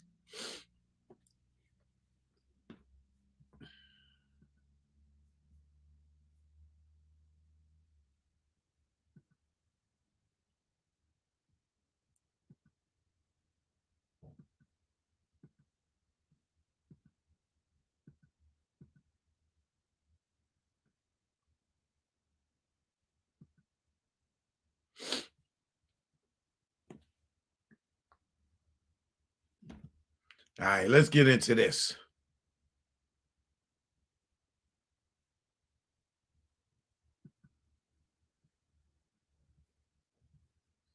That's talking about Katt going to get canceled. Katt been canceled. You can't cancel a nigga that's canceled. They talking about Katt Williams going to get canceled. When has Katt Williams ever been on? Do you see him in the upper lawn hanging with Oprah and Tyler Perry and all them motherfuckers. No. You see him in any movies with Denzel and all these motherfuckers? No. Katt Williams is not in the fucking club anyway. That's the shit that killed me with y'all. That's like y'all saying, yo, this nigga Cho gonna get blackballed. Okay. What the fuck? Like, talking about Katt Williams is gonna get blackballed. It's like saying I'm gonna get blackballed. Motherfuckers don't fuck with you anyway because you ain't giving into the shit. Katt could go do another motherfucking stand-up, film that shit, put it out himself. The game is different. We ain't got to kiss these niggas' asses to be accepted. Y'all know how to reach us. Y'all know how to support us. The game is different. The game is different. Only thing now is niggas is learning that niggas is out here sucking stick and getting francs in their back pocket to move forward, to succeed. So niggas is going out here becoming Masons. Niggas is going out here joining the gay boule. Niggas is going out here to get in these lodges just so they can prosper past the motherfuckers that don't want to succumb to that type of shit. Now you ask any of those niggas, are they in any lodge or any secret society, or are they fucking Masons or anything? Ask them. All you gotta do is look at these motherfuckers and see how they dress. They tell on themselves all the time. I know who's who. So y'all can sit there and say, oh, Choke, no, this real, this nigga's popular, this hour. I'm not here to argue with niggas that can't see as far as I can see.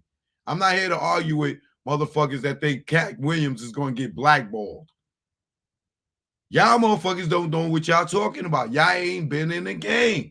Y'all don't know how it go. If you think Katt Williams is going to get blackballed from this interview, you clearly don't know how the fucking game works. He's already blackballed. Y'all see a nigga do an interview with Shannon Sharp. Shannon Sharp ain't Gayle King. Y'all motherfuckers got to wake up, bro. We run the media now. The game's different. You ain't got to go up to NBC. Niggas ain't busting their ass to go get on Saturday Night Live.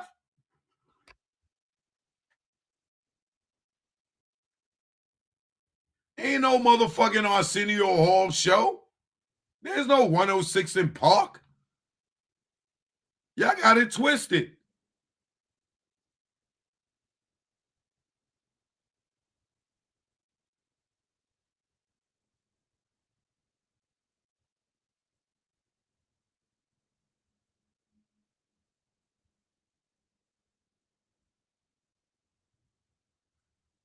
Hold on, y'all. My Instagram just stopped.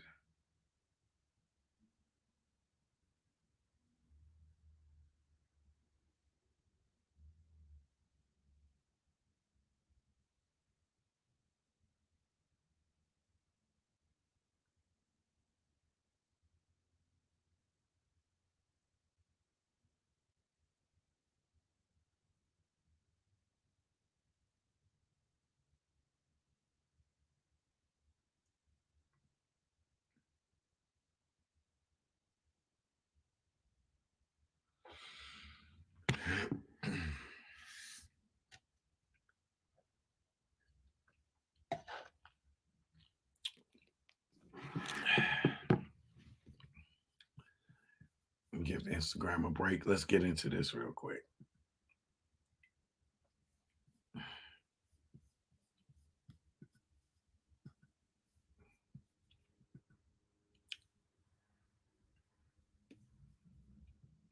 How can I close this part? Oh, there we go. All right.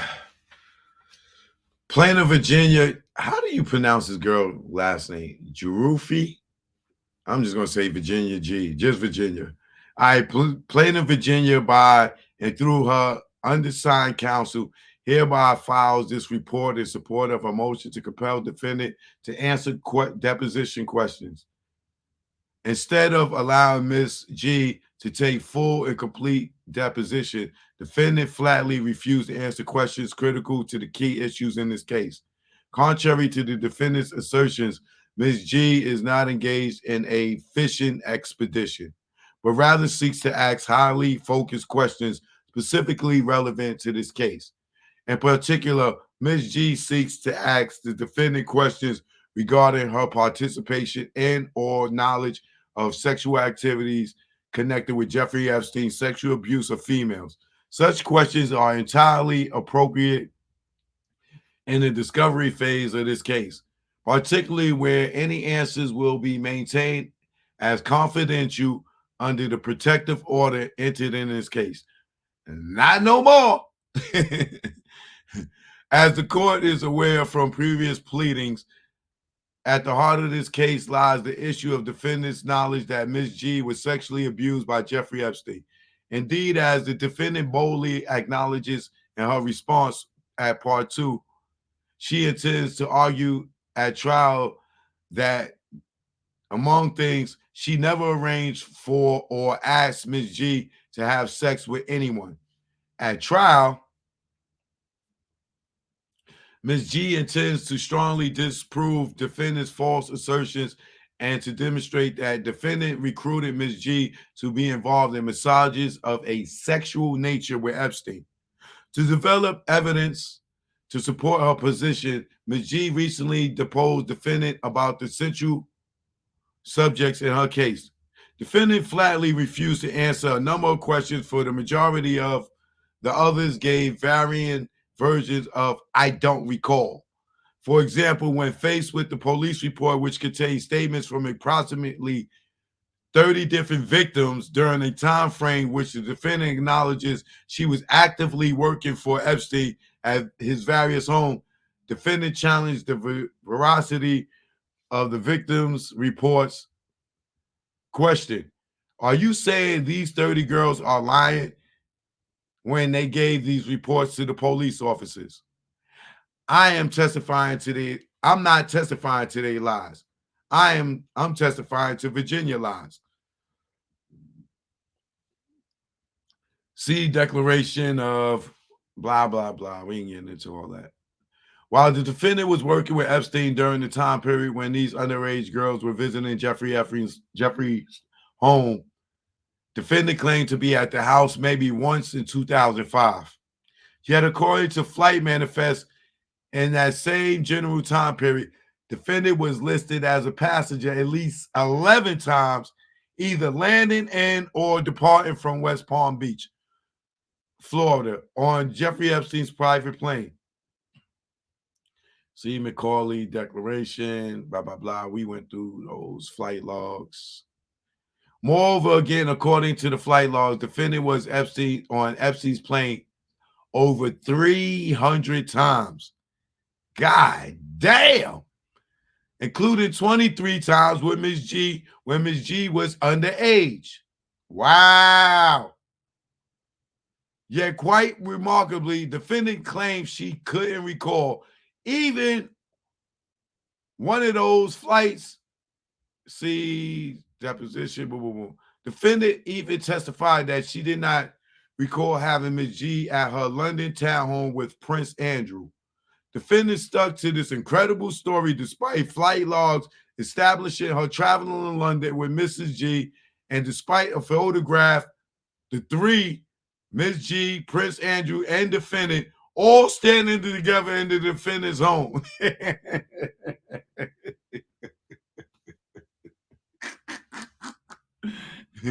Yo, let's see if that fucking picture is on the fucking internet.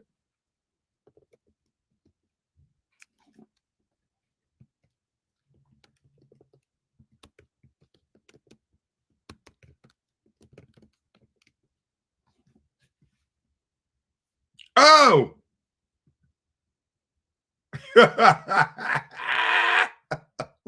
Shit. Oh! Oh, God almighty. Oh, that wasn't you? Yo, you can't. Why do these people be lying, bro? Why do these people be lying? Look at this shit here.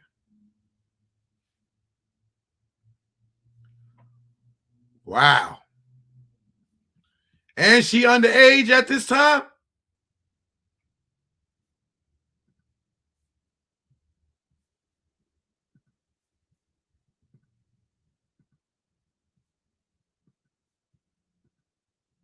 Wow.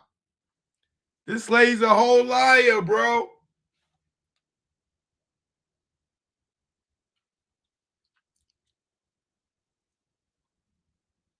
This lady is a whole mother effing lie. Defendant even testified that she did not recall having Miss G at her London townhouse with Prince Andrew. Defendant stuck to this incredible story despite flight logs establishing her traveling in London with Miss G, and despite a photograph of the three, Miss G, Prince Andrew, and the defendant all standing together in the defendant's home. Defendant's deposition consisted almost entirely of "I don't recalls" or "I refuse to answer that question," and also included a physical outburst that knocked the court reporter's computer off the conference table. Wow. Talking about entitled. Among the many questions defendant refused to answer at her deposition were a number of questions designed to show that the defendant was well aware that for Epstein, a massage was actually a code word for sexual activity. Not a therapeutic massage, but rather activity that involved sexual gratification for Epstein. Defendant refused to answer all such questions, asserting that they involved private adult sexual relationships, which did not relate in any way to Mrs. G's claims. But the defendant's involvement in such relationships with Epstein would show that she knew full well the fate that was in store for Ms. G when she accepted the defendant's invitation to come and provide massages to Epstein's. Defendant admitted that she worked for Epstein from 1992 to 2009.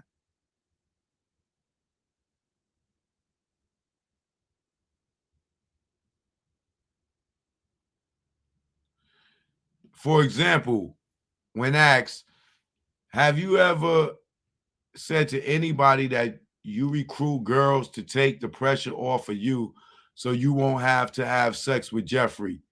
Have you said that? You don't ask me questions like that. First of all, you are trying to trap me. I will not be trapped. You are asking me if I recruit. I told you no. Girls, meaning underage, I already said I do not do that with underage people, and ask me about a specific conversation I had with that language. We talking about almost 17 years ago when this took place. I cannot testify to an actual conversation or language that I use with anybody at any time. That lady was spazzing out in that motherfucking courtroom. I mean, in that deposition. Exhibit 1, April 22nd, 2016, deposition of the defendant. As the court knows, the Palm Beach police report demonstrates multiple incidents of massages being given by untrained minor children that involve sexual acts. The defendant is also identified in that Palm Beach police report. And the details of Epstein's sexual activities with the defendant, for example, are highly relevant to this case because they help corroborate Mrs. G's testimony that while she was underage, she also engaged in sexual activity of identical nature with Epstein. To allow the defendant to avoid answering these questions would preclude Ms. G from getting critical evidence in this case. Consider, for example, defendant recruiting an 18-year-old girl to be an assistant, bringing that girl to Epstein's home, telling her she could make more money if she would give Epstein a massage, and then instructing her to give a massage that involves sexual acts. Under the defendant's theory of discovery, Ms. G would be precluded from deposing her on that topic because the actions would culminate in consensual adult sex. Yet that scenario would fully validate the pattern of events that occurred with Miss G when she was under the age of 18. It would obviously show a modus operandi by Jeffrey Epstein and defendant, which is clearly admissible under Fed R EV 404B. Hold on.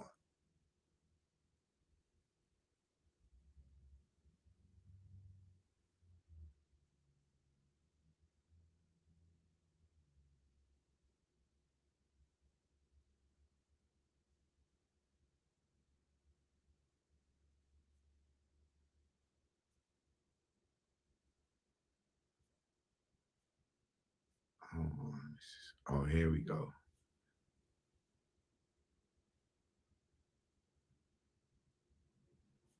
Okay. Let me take this picture down so y'all can see this.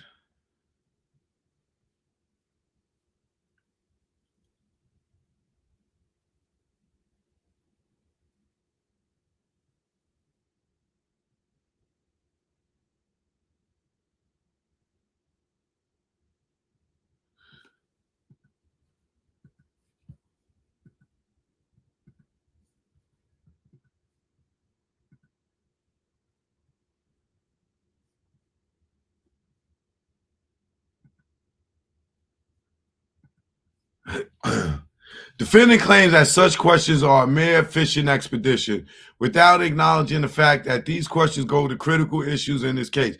Other witnesses have testified regarding defendant's involvement in recruiting females for sex under the cover of a massage. During the investigation of Jeffrey Epstein, certain household staffs were deposed. Alfredo Rodriguez, who was Jeffrey Epstein's household manager, testified that the defendant frequently stayed in Jeffrey Epstein's home and assisted with bringing in young girls to act as masseuses for Jeffrey Epstein. Oh, this lady was busted. Question. Okay, going back to where we started here was, does Ghislaine Maxwell have knowledge of the girls that will come over to Jeffrey Epstein's house that are in roughly the same age group as C and T, minor children, and to have a good time, as you put it? Yes. And what was her involvement and or knowledge about that? She knew what was going on. So C. McCauley had Exhibit 4, Alfredo Rodriguez, blah, blah, blah, noting that the high school girls come over to the home with Jeffrey Epstein and Miss Maxwell reside. Juan Alessi, another household employee, also testified that young girls were regularly present at Jeffrey Epstein's home where Ghislaine Maxwell resides. Specifically, Juan Alessi informed the Palm Beach police detective as follows. Alessi stated that towards the end of his employment, the masseuses were younger and younger. When asked how young, Mr. Alessi stated that they appeared to be 16 or 17 years of age at most. During Juan Alessi's November 21st, 2005 sworn statement taken by the Palm Beach Police Department, Mr. Alessi revealed that the girls would come over to give massages, and he would observe Miss Maxwell going upstairs in the direction of the bedroom quarters.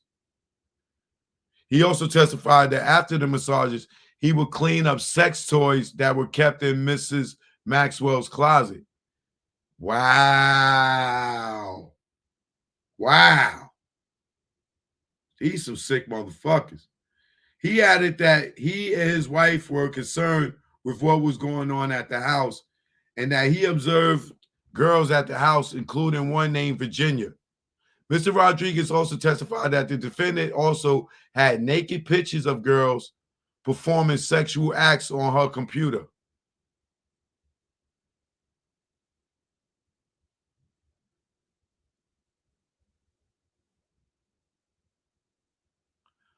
I know Maxwell went out and took pictures in the pool because later on I would see them at the desk or at the house.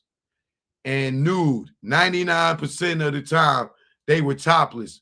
They were European girls. Wow, these niggas was flying in these girls from overseas, bro. Did they appear to be doing any sexual? Yes, ma'am. And in these instances, were there girls doing sexual things with other girls? Yes, ma'am. And I'm still talking about the pictures on Mrs. Maxwell's computer. Yes, ma'am. Upon leaving this employment, Rodriguez testified that the defendant threatened him that he should not tell anyone about what happened at his house. I have to say something. Mrs. Maxwell called me and told me not to ever discuss or contact her again in a threatening way. When was this? Right after I left, because I called one of the friends for a job and she told me this, but you know, I feel intimidated and so I want to keep her out. She made a telephone call to you, and what precisely did she say? She said, I forbid you that you're going to be, that I will be sorry if I contact any of her friends again. She said something like, don't open your mouth or something like that. I'm a civil humble. I came as an immigrant to service people.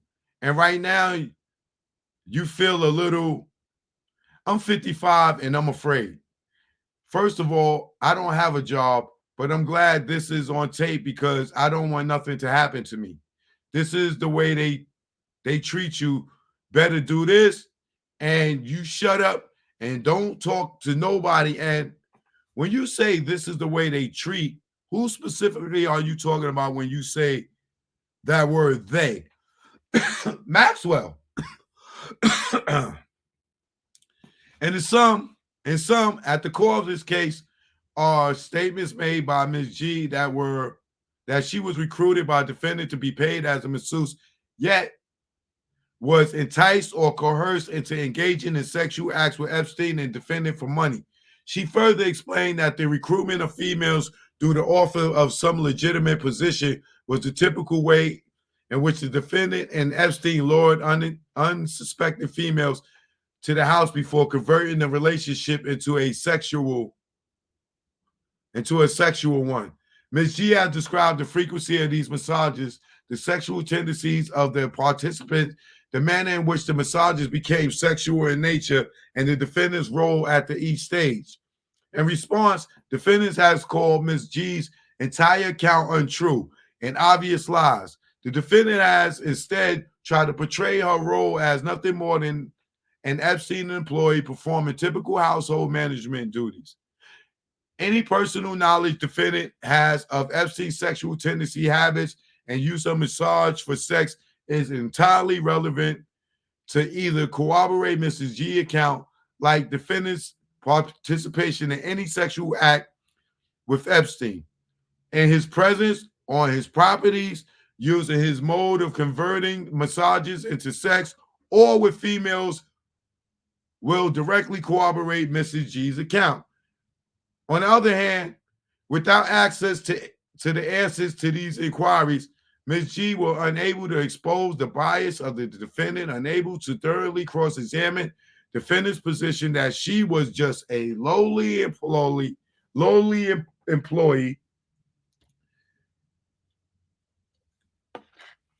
and most importantly, unable to demonstrate through the defendant's own admission that Mrs. G's statements about Epstein and defendant were absolutely true and not obvious lies.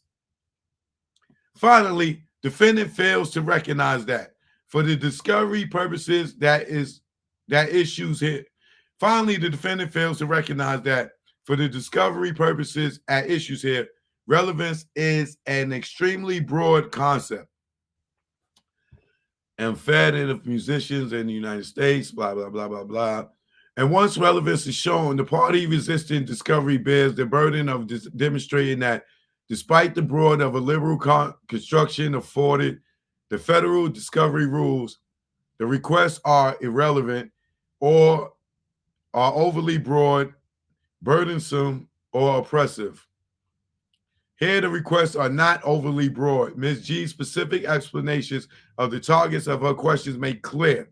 Moreover, answering the questions is not oppressive particularly given the fact that the defendant has placed all substantive aspects of the deposition under seal. Of course, once the defendant answers the question and her answers are placed under seal, the parties can file any further motions that may be required to determine whether the answers may be introduced at trial. Conclusion, the defendant should be ordered to answer questions regarding sexual activity connected with Epstein's sexual abuse and sexual trafficking organization as specifically identified as above.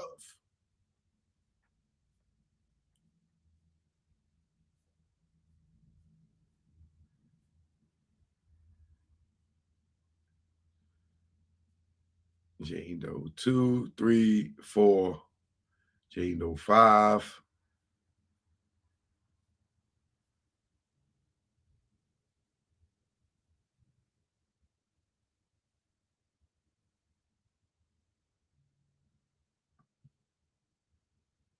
Make sure these is all attorneys. Okay. All right.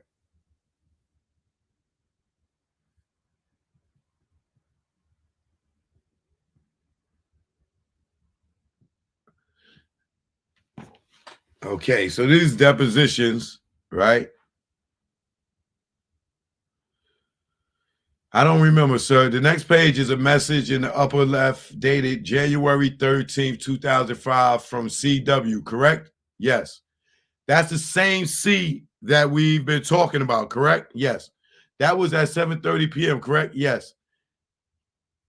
And you don't recall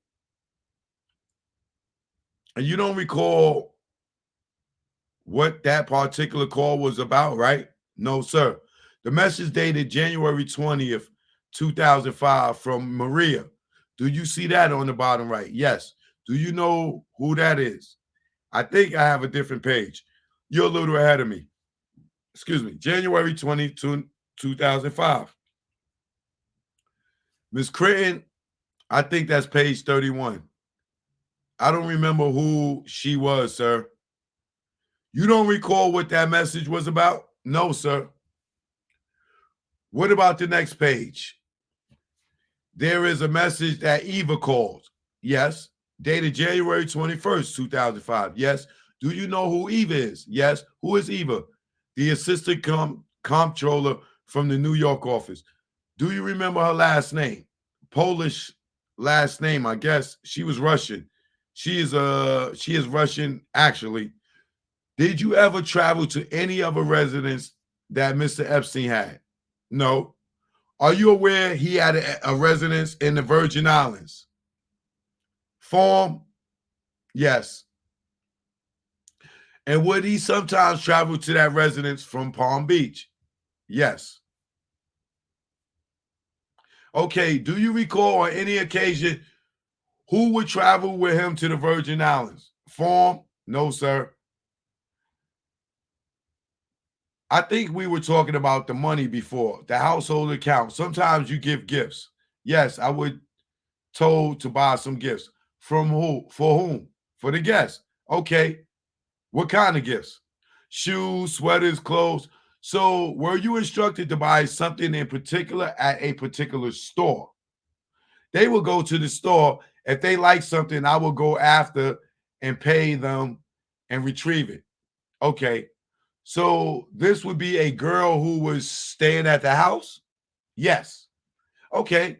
This was one of the girls who traveled with Mr. Epstein to Palm Beach, correct? Yes. And so Mr. Epstein would instruct you to go shopping with this girl. Yes. And instructed you to pay for whatever she wanted to buy. Yes. Was there a price limit on anything of that nature? No. No, sir. So when the girl decided what she wanted, I would write them a check. In that instance, you would pay by check? Yes. In other instances where you gave gifts to the girls at the instructions of Mr. Epstein. No, I was just told, when they told me I will buy the item. I'm sorry. When I was told to purchase this item for them, you know, I would do that, but not on any other occasion. What do you mean not in any locations? Any other occasions, not any other occasions. Oh, okay. Did you ever buy flowers for a girl? Yes, sir. Tell me about that. I was told to buy flowers and roses for a girl performing in high school. Which girl was that? I don't remember the name, sir. What was Mr. Epstein's relationship to this girl? Form? I think she was an acquaintance, a friend. She was a friend. Yes, sir. Now, she was performing at a high school. In what capacity? There was like a play in the graduation for high school. A play for graduation? Yes, in the high school theater, there was some kind of performance. Was it like a theater production? Yeah, something like that.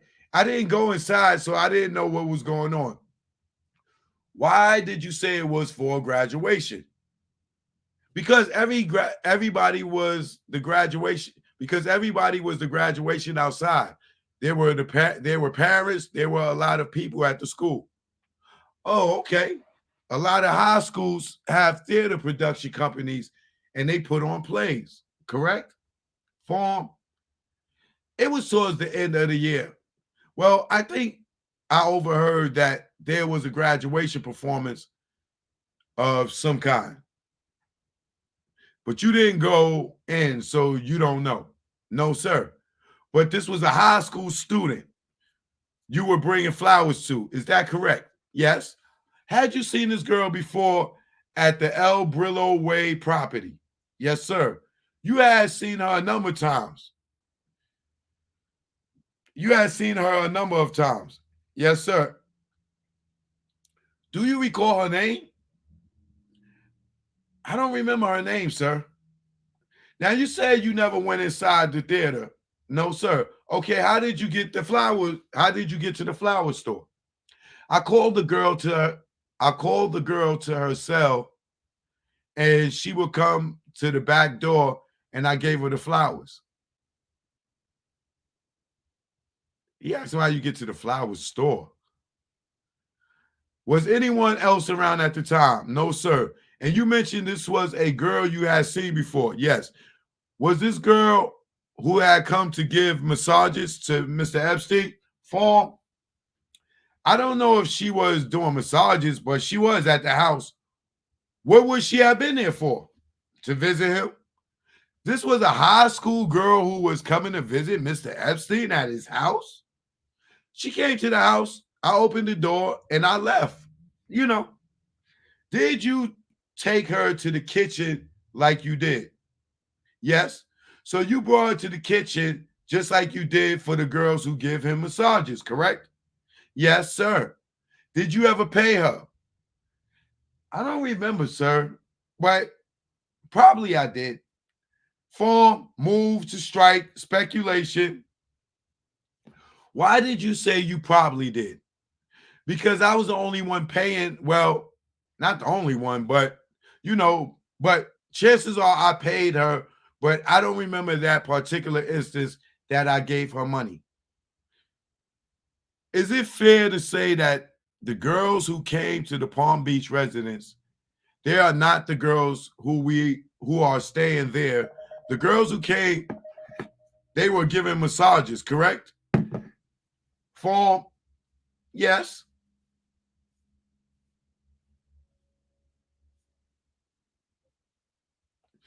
Written down anywhere? No. It's my understanding that C&T either came to the house alone to visit Mr. Epstein or brought other girls in their age group to Mr. Epstein. Were you familiar with that type of recruitment process of girls bringing other girls? Form, yes. Can you tell me more about what you know about? Don't this nigga sound like fucking Vlad and Art and all these motherfuckers questioning? But that's how you know the police is involved with these motherfuckers.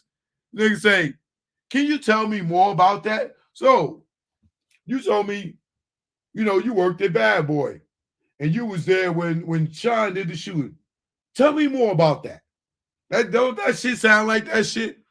Can you tell me more about what you know about the girls bringing other girls that relatively the same age that to come to Jeffrey Epstein's house and to use your words, have a good time?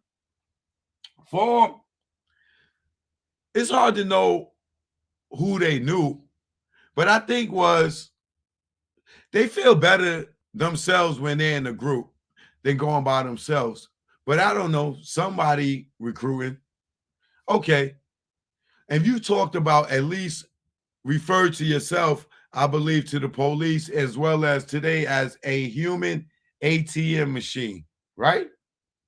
Or something like that.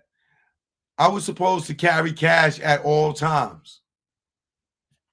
One of the primary reasons why you carry cash was to pay the girls in this age group of C and T for whatever happened at the house, right?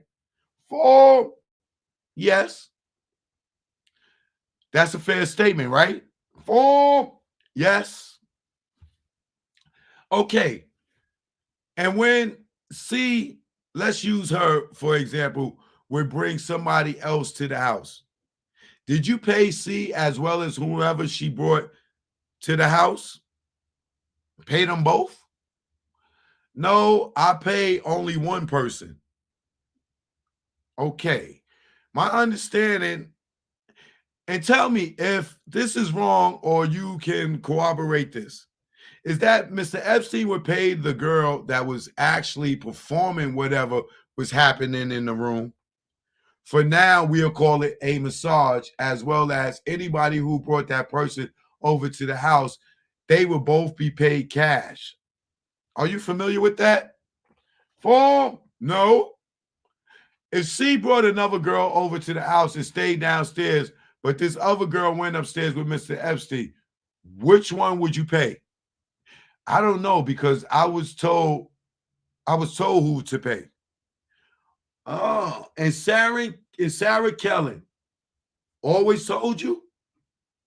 Sarah told me to pay so-and-so. So if we were going to ask anybody else about the exact method in terms of who would get paid and for what, who would the people be? I mean, other than Mr. Epstein, who else could we ask these questions? Sarah. Sarah Kellen? Yes. She would know this. Yes. What about Ghislaine Maxwell? For you're talking about the boss? I don't know.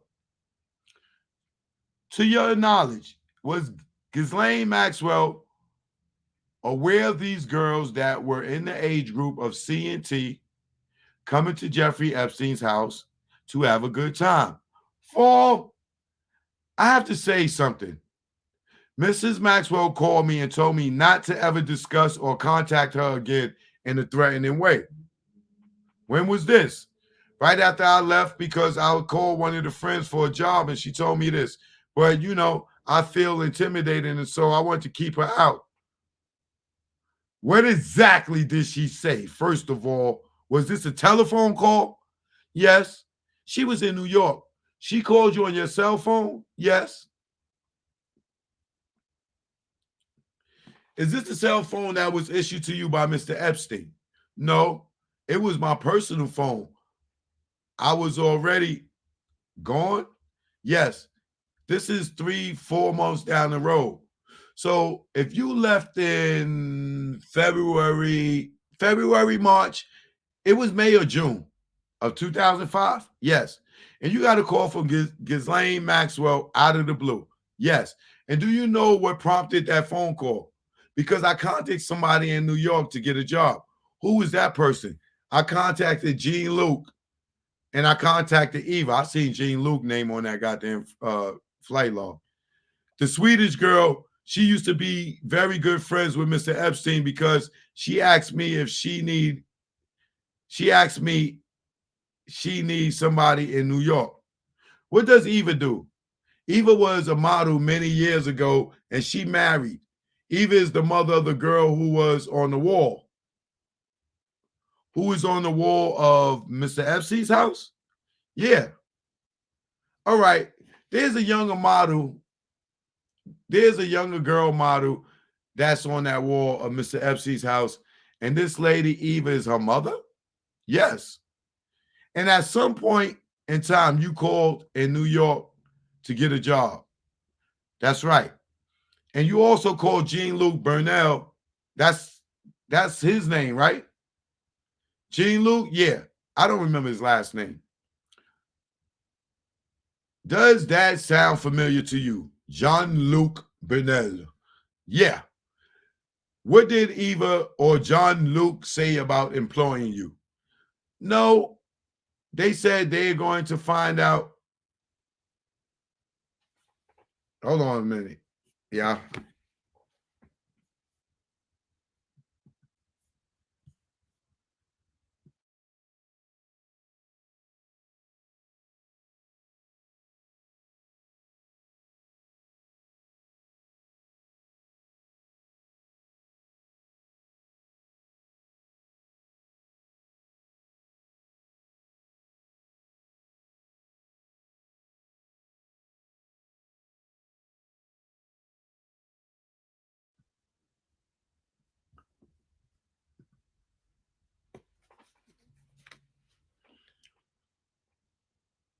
Damn, where was I?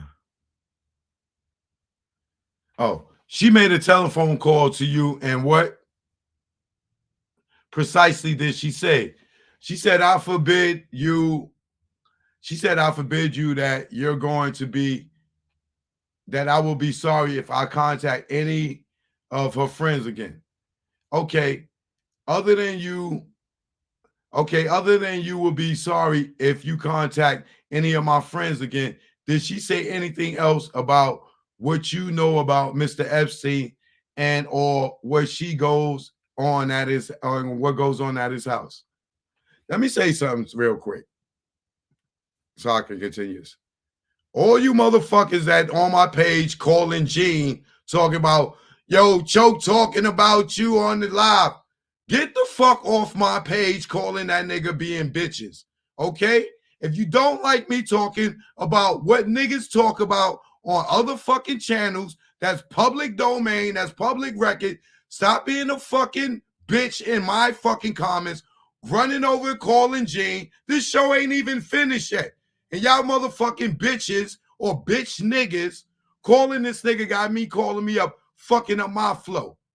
Stop being bitches. I could talk about what the fuck ever I want to talk about. That's public record. If niggas want to go out there and talk about Puff and talk about that shit, I talk about what the fuck I want.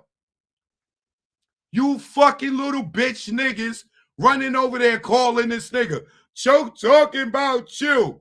I don't give a fuck. Fuck you, bitch niggas and bitches. Now let me continue.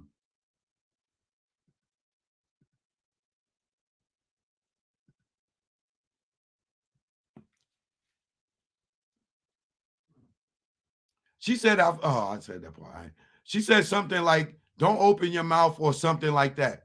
But you have to understand, I'm a civil, humble. I came as an immigrant to the service to people. And right now, you feel a little, I'm 55 and I'm afraid. First of all, I don't have a job, but I'm glad that this is on tape. I don't want nothing to happen to me. This is the way they treat you. You better do this and you shut up and you don't talk to nobody. And when you say this is the way they treat, who specifically are you talking about when you say the word they? Maxwell. And usually when you say the word they, you're not only talking about one person, wealthy people.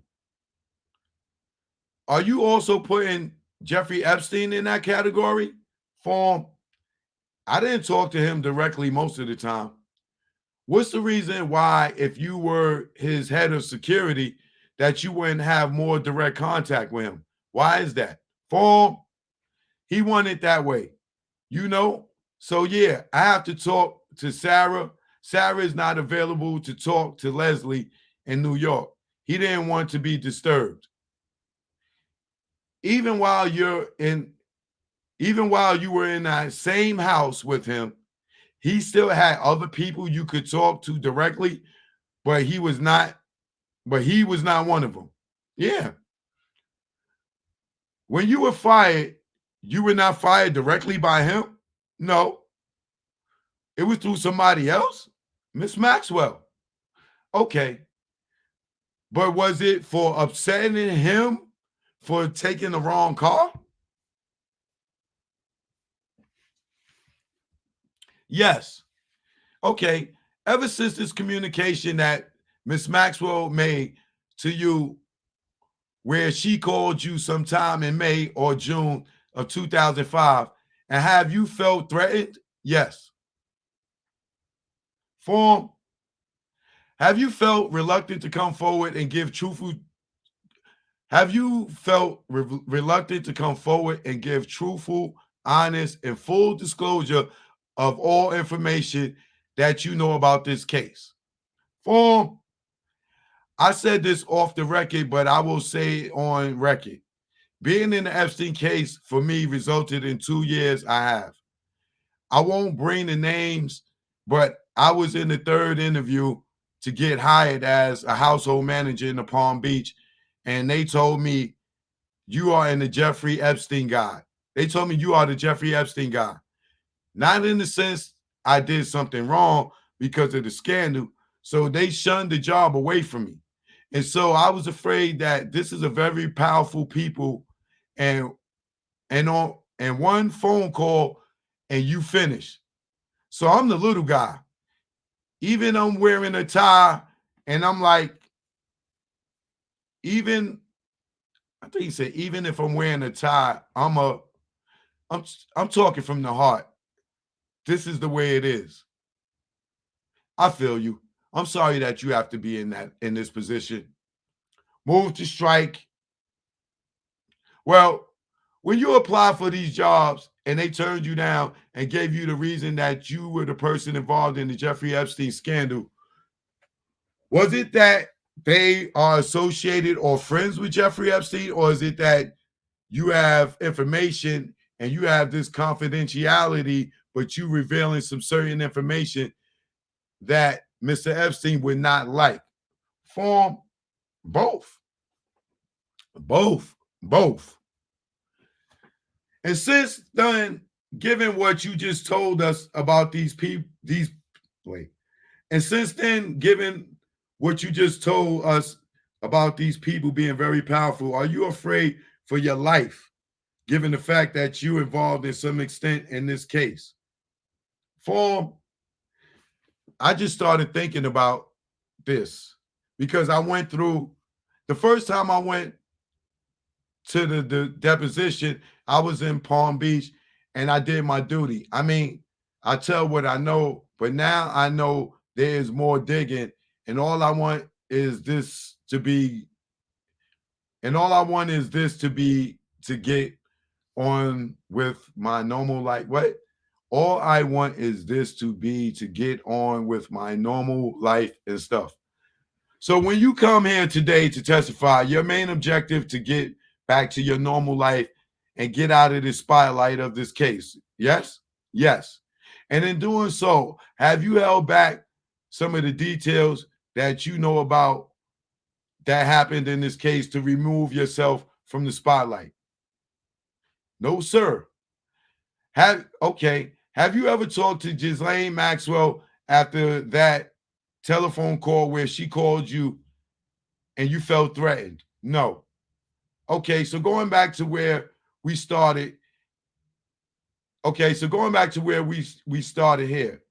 Here was, does Ghislaine Maxwell have knowledge of the girls that will come over to Jeffrey Epstein's house that are in roughly the same age group as C and T, and to have a good time, as you put it? Form, yes. And what was her involvement and or knowledge about that? Form, she knew what was going on.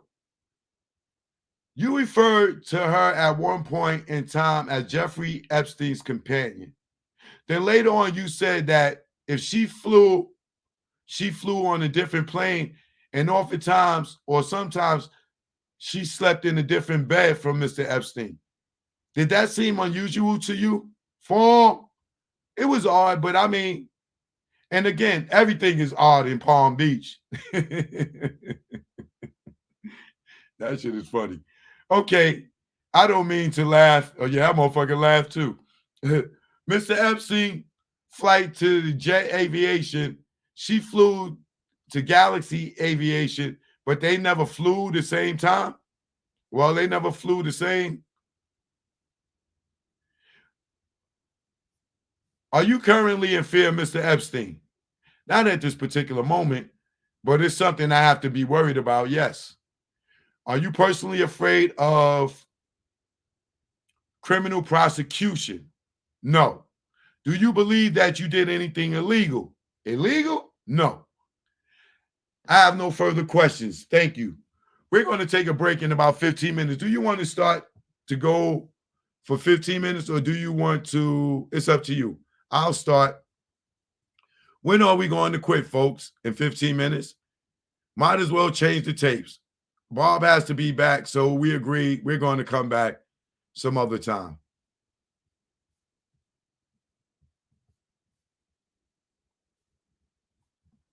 Why don't we just stop now? Okay, rather than you start, yeah, I won't get very far. Sorry to do this with you. We didn't finish. So we're stopped? We're stopped. Off the record. Okay. Plaintiff's non-redacted motion for leave to serve 3 deposition subpoenas by means of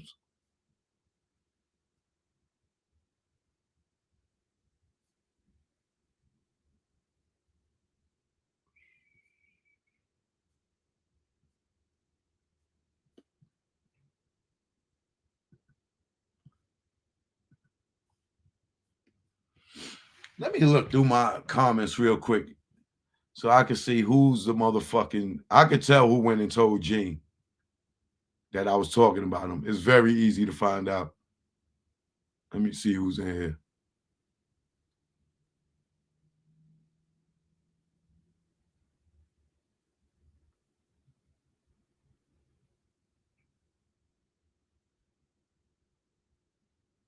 You know what? He gonna tell me any motherfucking way.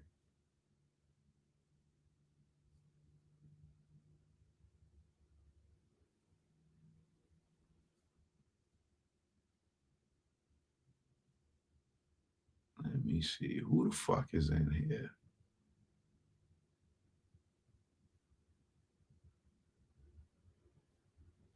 Oh, I think I got an idea.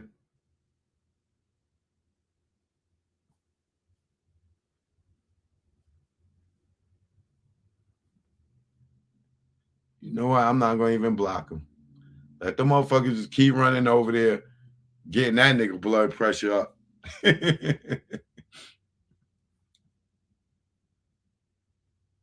Motherfuckers kill me.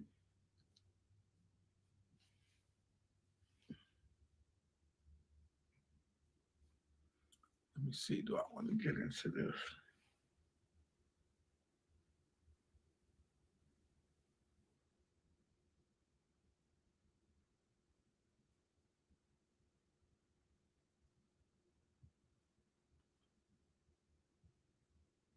God damn, who fucking testimony is this?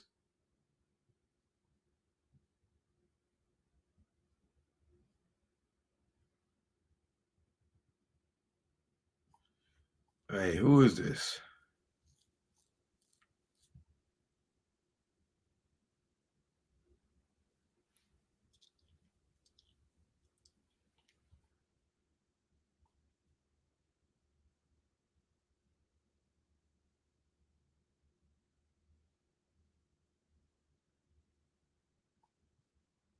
Look at this shit right here.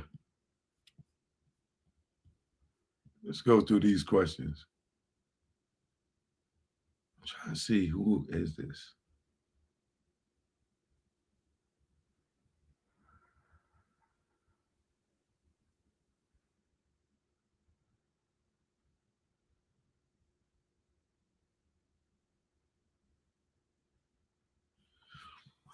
There's somebody's testimony. I can't see it because I skimmed through it and I didn't read it all the way through, but let's see.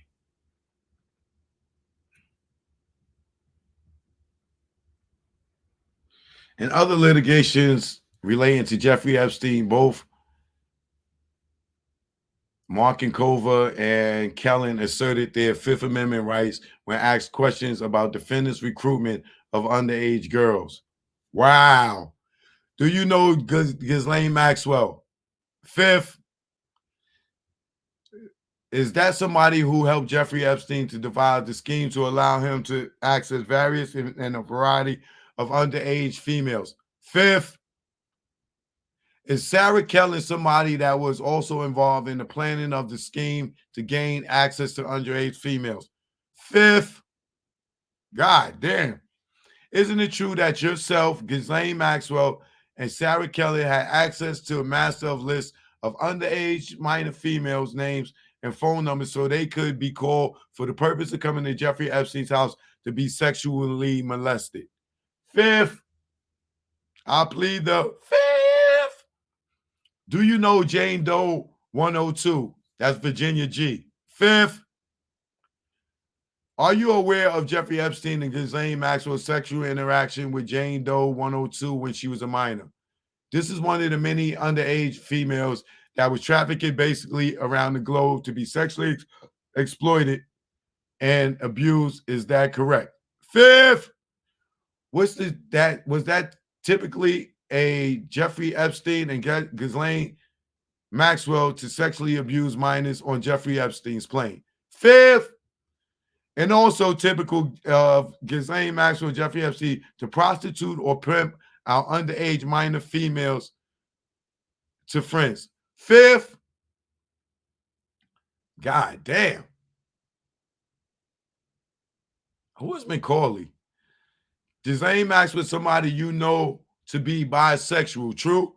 Fifth, you know that Ghislaine Maxwell engaged in sexual acts with underage minor females, true? Fifth, did Ghislaine Maxwell introduce you to Jeffrey Epstein for the first time? On the instructions of my lawyer, I must invoke my Fifth Amendment right. All right, Miss Kellen. Would you agree with, oh, that's Miss Kellen, okay. Would you agree with me that there was an agreement between Jeffrey Epstein, Ghislaine Maxwell, Jean-Luc Brunel, yourself, and Nadia Markinkova to bring girls from one state that were underage? On the instructions of my lawyer, I must invoke my Fifth Amendment right. Would you agree that Would you agree with me that Ghislaine Maxwell provides underage girls with Mr. Epstein for sex? Upon the instruction of my lawyer, I must invoke my Fifth Amendment privilege. Both Markinkova and Kellen are key witnesses in this action because they were present with Mr. Epstein and Miss Maxwell, because the time period when Virginia G was with Epstein and Maxwell.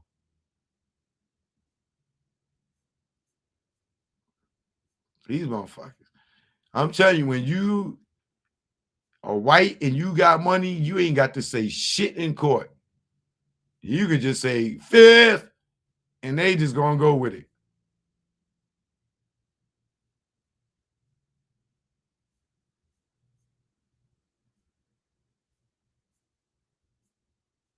Exhibit C.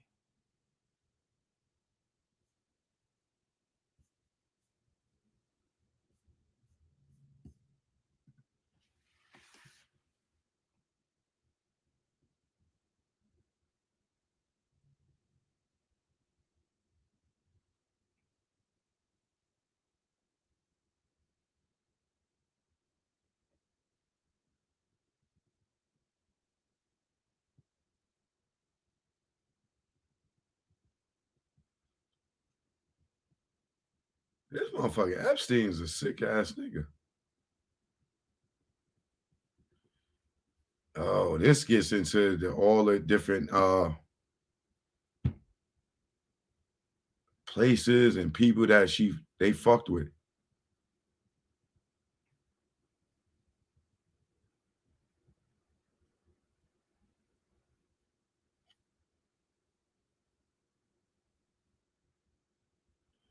Yo, these motherfuckers was going to these poor ass countries, grabbing these girls and flying them in.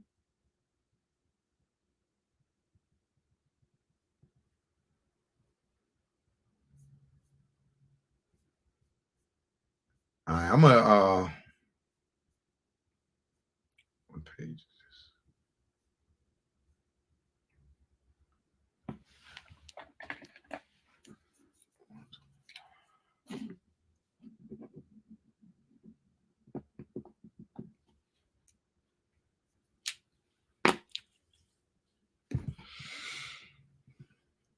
this? So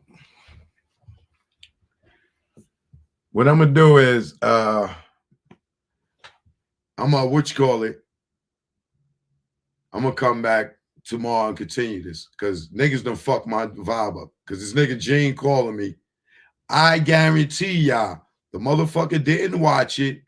Don't know what context I said with whatever I said, because whatever I said, I know I ain't say nothing bad about him. I didn't drag him or kick his back in. You know what I'm saying? I probably just used the Puff scenario or whatever. But the fact that these bitches and bitch niggas keep running over, this is about the third fucking time. That's why I got rid of a bunch of moderators before. Because motherfuckers come on here and they go running over there and telling him shit, call shit like I can't fucking talk about the shit that he talk about publicly. What the fuck? Like, y'all motherfuckers is some bitches. Bitches. Motherfucker get on the internet and talk about Puff and all this other shit. And I come on here and talk about it. And y'all niggas go run and call this. They got this nigga all fucking here, man. Yo, why you talking about me? How many times Gene went on his page and mentioned me, y'all? Like, whatever y'all trying to do to make me and this nigga go at each other and not be friends and whatever, y'all gonna fuck up the friendship. Not me. I'm always gonna talk about the truth and say whatever the fuck I want, just like he say whatever the fuck he want. But stop being little bitches, because he gonna tell me who the fuck it was that called him. And I can't wait, because I'm gonna put your ass on blast, little bitch. Y'all ain't gonna make me turn against that nigga. And I don't give a fuck about what I say. I'm fucking choke, no joke. I've been fucking telling the truth. I've been speaking my mind. Ain't nobody gonna control me on what the fuck I say. I ain't say nothing bad about that nigga. So whatever y'all went and told him and whatever context y'all gave it to him, it ain't gonna matter because we gonna talk and that shit gonna get squashed and it's gonna be dead. And if it don't, I don't give a fuck. Because I ain't say nothing bad about the nigga. I already know how he feel. Nigga was mad at me for going to fucking Revolt World.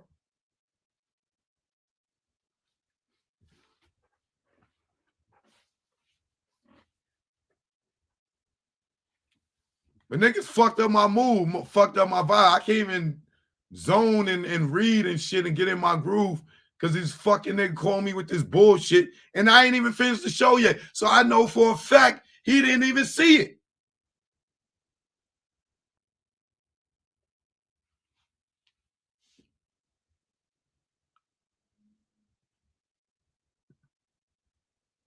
Fuckers always running their fucking mouth trying to start some dumbass shit.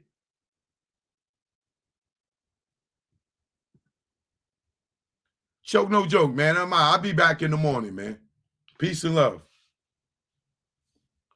Make sure y'all hit that like button. Please subscribe to my channel. If you're not subscribed, please subscribe. Like on your way out. Appreciate y'all. I gotta shout out some people too that send me cash out that I didn't get to shout out.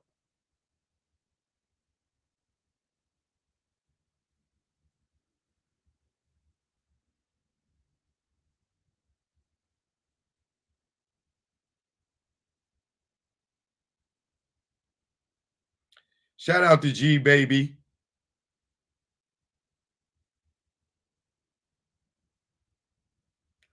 Shout out to Audrey J. I ain't gonna say your last name. Shout out to Denise H. Kareem G.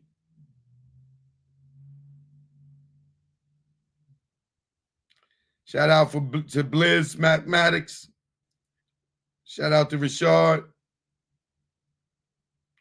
Shout out to Rand Dub.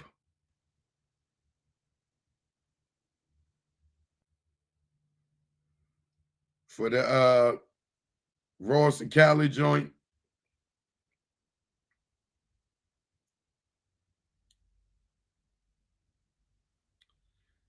Somebody else I got to shout out.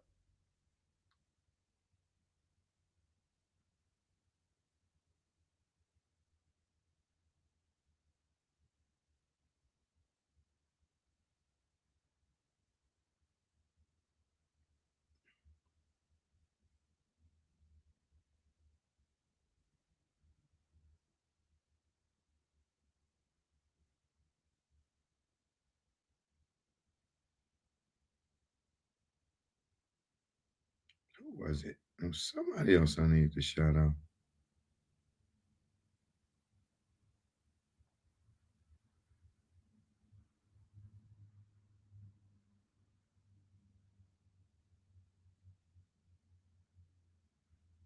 LaShawn.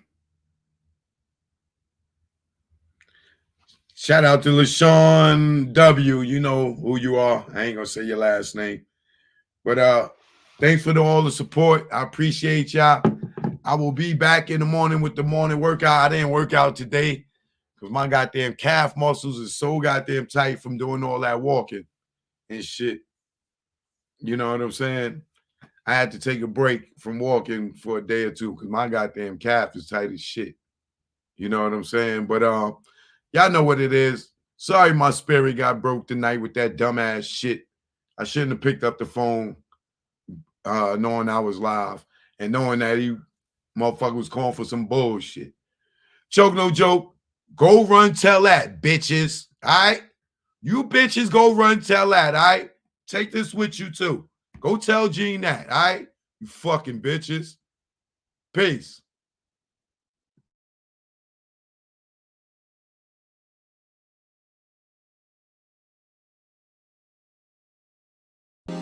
Choke no joke, no joke. You know what it is.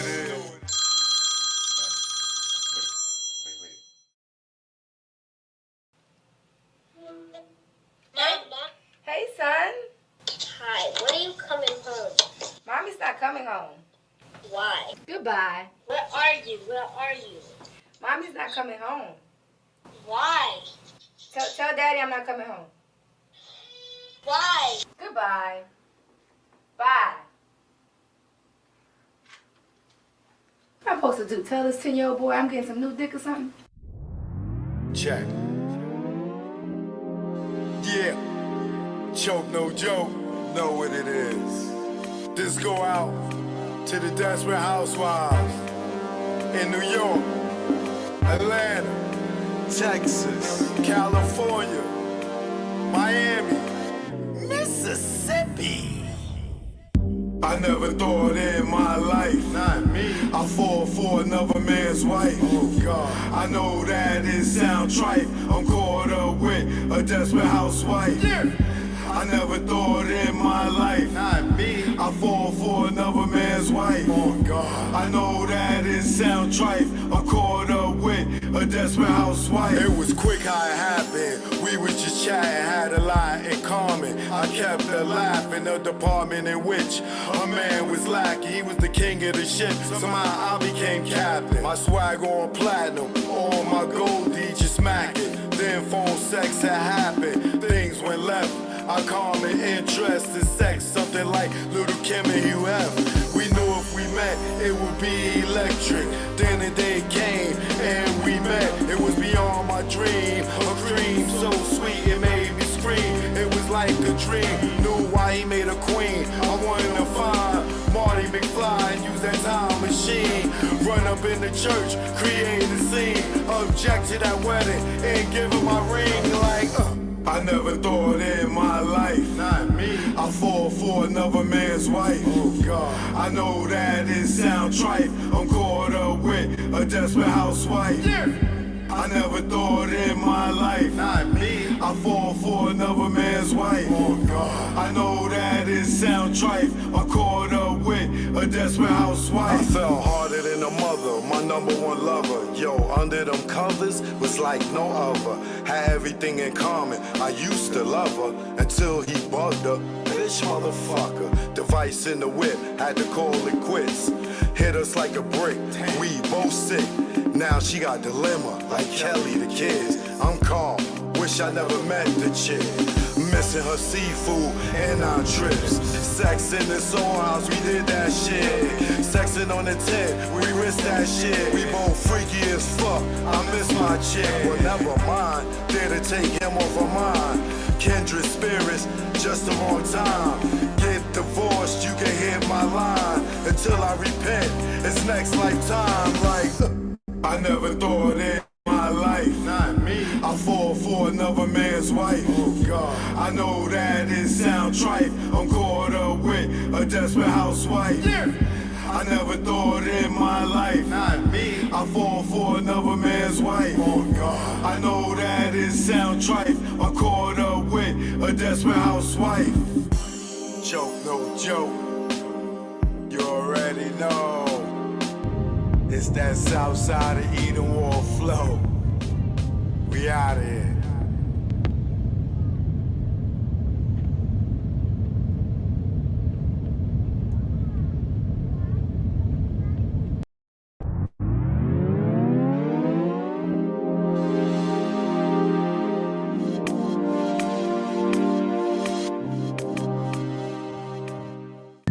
Check it out.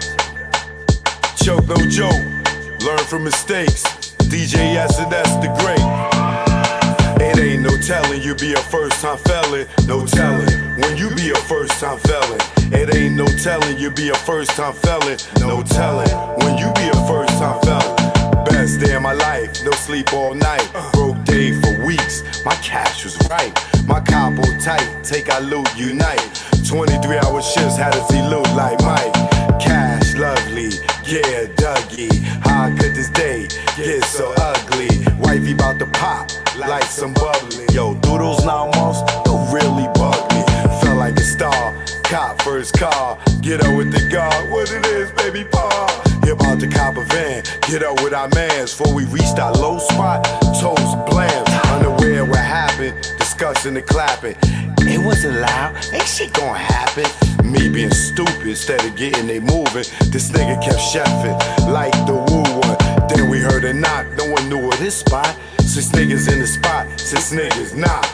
Ain't no telling you be a first-time felon. No telling when you be a first-time felon. It ain't no telling you be a first-time felon. No telling when you be a first-time felon.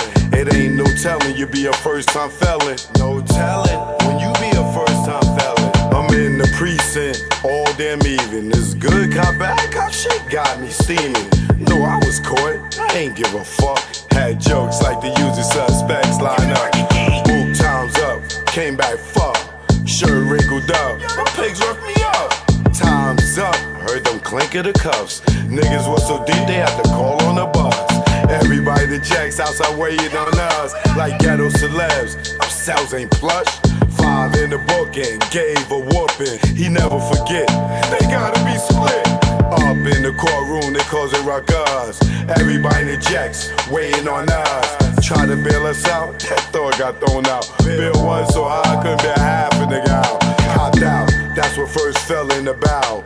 Back on the bus, Rikers the row. Wifey in the courtroom crying out. We love y'all with tears running in their mouth. It ain't no telling you be a first-time felon. No telling when you be a first-time felon. It ain't no telling you be a first-time felon. No telling when you be a first-time felon. No joke out here in DR. My man Delvin, see him? Yeah. In Dominican Republic. Alright? Yeah. We here. Yeah. Joke, no joke. Primo, you ain't wanna give me no beat, so I'm stealing one. Take it personal. You know you my guy, Primo, love you. You gonna give me a beat after this one?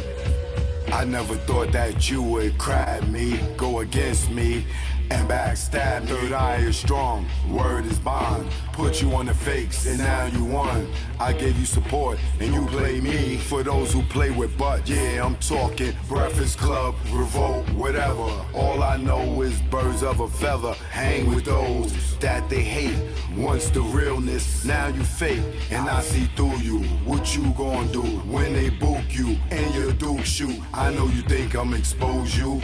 This ain't no threat, take it personal. Choke no joke. 2023, it's all me. You hear me?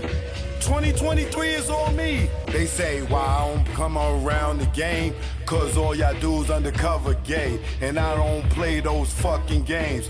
Yo, stop the track, I'm fucking Slay. Rest in peace, K Slay, man. Let's get to the next one. Stay the hell. Don't follow those cats. Choke, don't choke. You already know. Let's go out the gray, go. Now I'm out the game. Feel good not pitching in the hood. And I really don't think I could go back to selling crack and stashing them packs in my ass. I maintain weekly money the same. And nah, I don't go through them games. Niggas testing my brain with them triple beams filled with change. Pot crack, grams in the drain. Get hit with the fake exchange. Like baking soda flour after being on Broadway for hours. Getting knocked, being back at start. Niggas testing if I got heart. Pushing me to pop some shots. Just stop the ball before the start. Old lady with the binocs. Give description to cops. Why they try to tear us apart with that good cop, bad cop. I ain't going for the game, he ain't tell you a thing. Your partners with them saying the same. You can tighten them cuffs till you see veins. Stop fucking yanking them down. They might fuck you if you ain't sane. And nigga never sniff cocaine. And I don't care what game or part of the area you claim. Gray Scarface, you must be insane. Nigga, Tony fucked the boy's dame. His right hand man, he's slain to get his back blown out the game. Do it on the low, let nobody know. No pillow talk to home. And if he step on your toes, don't bust a blame. Cause everybody will know. Or get out the game. They say that change is good. It's a lot of stress in the hood, and I know if you could, you would. Get out the game, but you stuck in that time. Where the nigga in public like shine.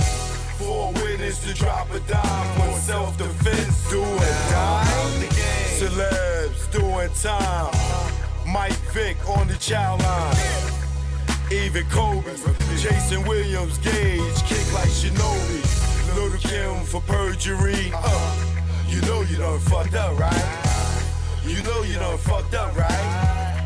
Let's go. When it's late night, make sure it's packed tight.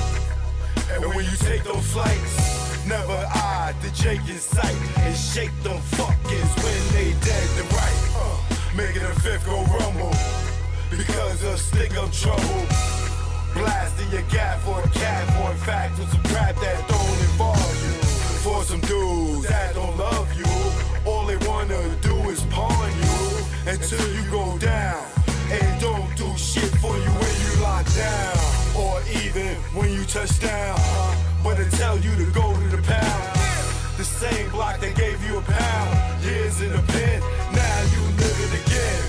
What mind state are you in? When you back it for 10, and you was just waiting for a teen to come home to relive it again. Entrapment should be a sin. The way they reel us in, parole us to a revolving door to bring us in.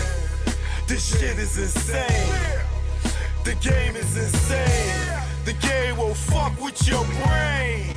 That's why I'm out the game. Yeah. Just get out the game, man. I know they told y'all It's only 2 ways out. Jail and dead. Nah, just get out, nigga. Just get out, man. It's easy. Just walk away, nigga.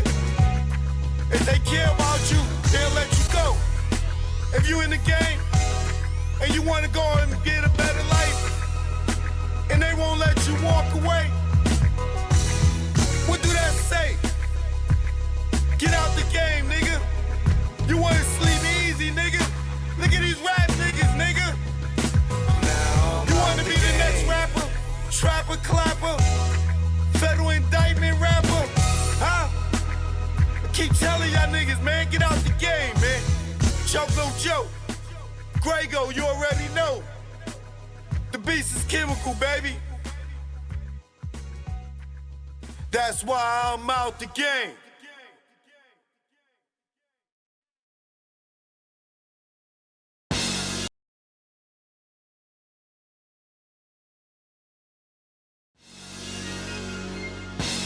Stay the hell.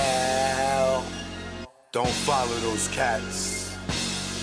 The niggas that be on the gram, tell them what they doing. Choke, no joke. You know what it is. Yo, y'all niggas better stay DL. Down low. Stop flossing, man. You just want them to just come and get you? Learn from our mistakes, man. That's what this is about. Learn from mistakes. Choke, no joke. Let's go. You already know. Make it low. Let's go. My aim was enlightened. Drop jewels on you. You thinking I'm jealous? I ain't got cheddar like you. I'm the dude to a game. You got school. Was a local cat. Snatch you when I made moves. I'm paranoid and preaching. You was sleeping. Knew you was sneak deep and couldn't see us beefing. Learn from mistake. Don't show I got cake. Impress a nigga to rob me. Bitch in my face. Get knocked by the feds. Lay up for about 8. Ass so busy flossing, ain't thinking about Jake. Loose, yapping, they wiretapping, videotaping, your ways in action. Front like times hard, 2-door garage, ice like Liberage, with no damn jaw, without a reasonable doubt. You think you Jay-Z with your platinum jewelry? He got a job, B. You shining on doctors with 4 degrees. Laughing cause I'm broke on the streets. Stay DL, BDL and Sal. You ain't DL when your name ring bells. Stay DL, BDL and Sal. You ain't DL when your name ring bells. Stay DL, BDL and Sal. You ain't DL when your name ring bells. Shh, let's go. For beef, we not dolo. For cash, you go solo. Thought I was your man, shot me down like Manolo. Thought I was your partner when you played me was whack. No niggas dust that I wouldn't flip like that. What gives? See your man struggle while you live? That's some shit. Struggling, give you the kicks. Used to stick for gooses. Warm when we pump deuces. Break night in the jacks, trying to see millions like Brewster. You don't act like you used to. I'm the dude. When niggas was friends, like yo, Joe, come through. I wet you like McClain for those who claim to be pain. The game of death, that's what you get with got game. Ill with automatics, we're never static. You carry that niggas, put one in your cabbage. Fear, don't have it, you fill me with laughter. And OGSC, then I'm original gun clapper. Like Dan get dapper, see a mill be Casper. Like Dre the doctor, the map from after. Stay DL, BDL and Sal. You ain't DL when your name ring bells. Stay DL, BDL and Sal. You ain't DL when your name ring bells. Stay DL, BDL and Sal. You ain't DL when your name ring bells. Nigga, y'all loud, louder than the weed, nigga. Thinking with your pockets, caught the ice locket. She somewhere in Houston, you blew like a rocket. Her seed was bait, through the line she caught it. Gave her all that loot, she couldn't afford it. Frontin' to them bitches, y'all, I'm feeling hell. Blue puff in your face, daddy, all about Benjamin. Remember me, I'm your friend, to the end. Like Chucky, used to slave bitches like Buffy. Thinking why they cuff me, think of the luxuries you had. In the cell with other willies, you brag. I push the big Benz with 20-year trims. When in the club, Chris for all my men. Sitting across the bar, what's up, star? Back to reality, you back in bars. You chose not to listen, had the H-class glisten. Knew the rules of the game, played yourself out position. Stay DL, BDL and Sal. You ain't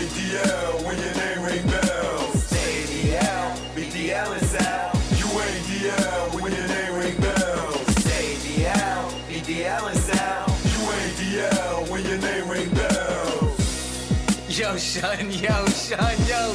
Son, hold on, son, it's me, yo. I see. You ain't noticed me, yo. I see, all these man. diamonds and stuff, yo. How can I Fat not? diamond ring I got, yo. Yo, what you talking about, yo? No, Diamonds, yo. You know what I'm saying? Yo, I got $35,000 on me right now. Oh my God. Nigga, I can show you the money right now. I can show you the money. No, you ain't show me I nothing, can show you man. my gun, yo. What? Yo. Oh my God. The gun, yo. Son, man, what's the matter with you? Put that shit away. Yo, you acting like you scared or something, nigga, yo. Yo, Take my stay shit, I'll bust it DL, right man. now, yo. You know what I'm saying? Stay DL.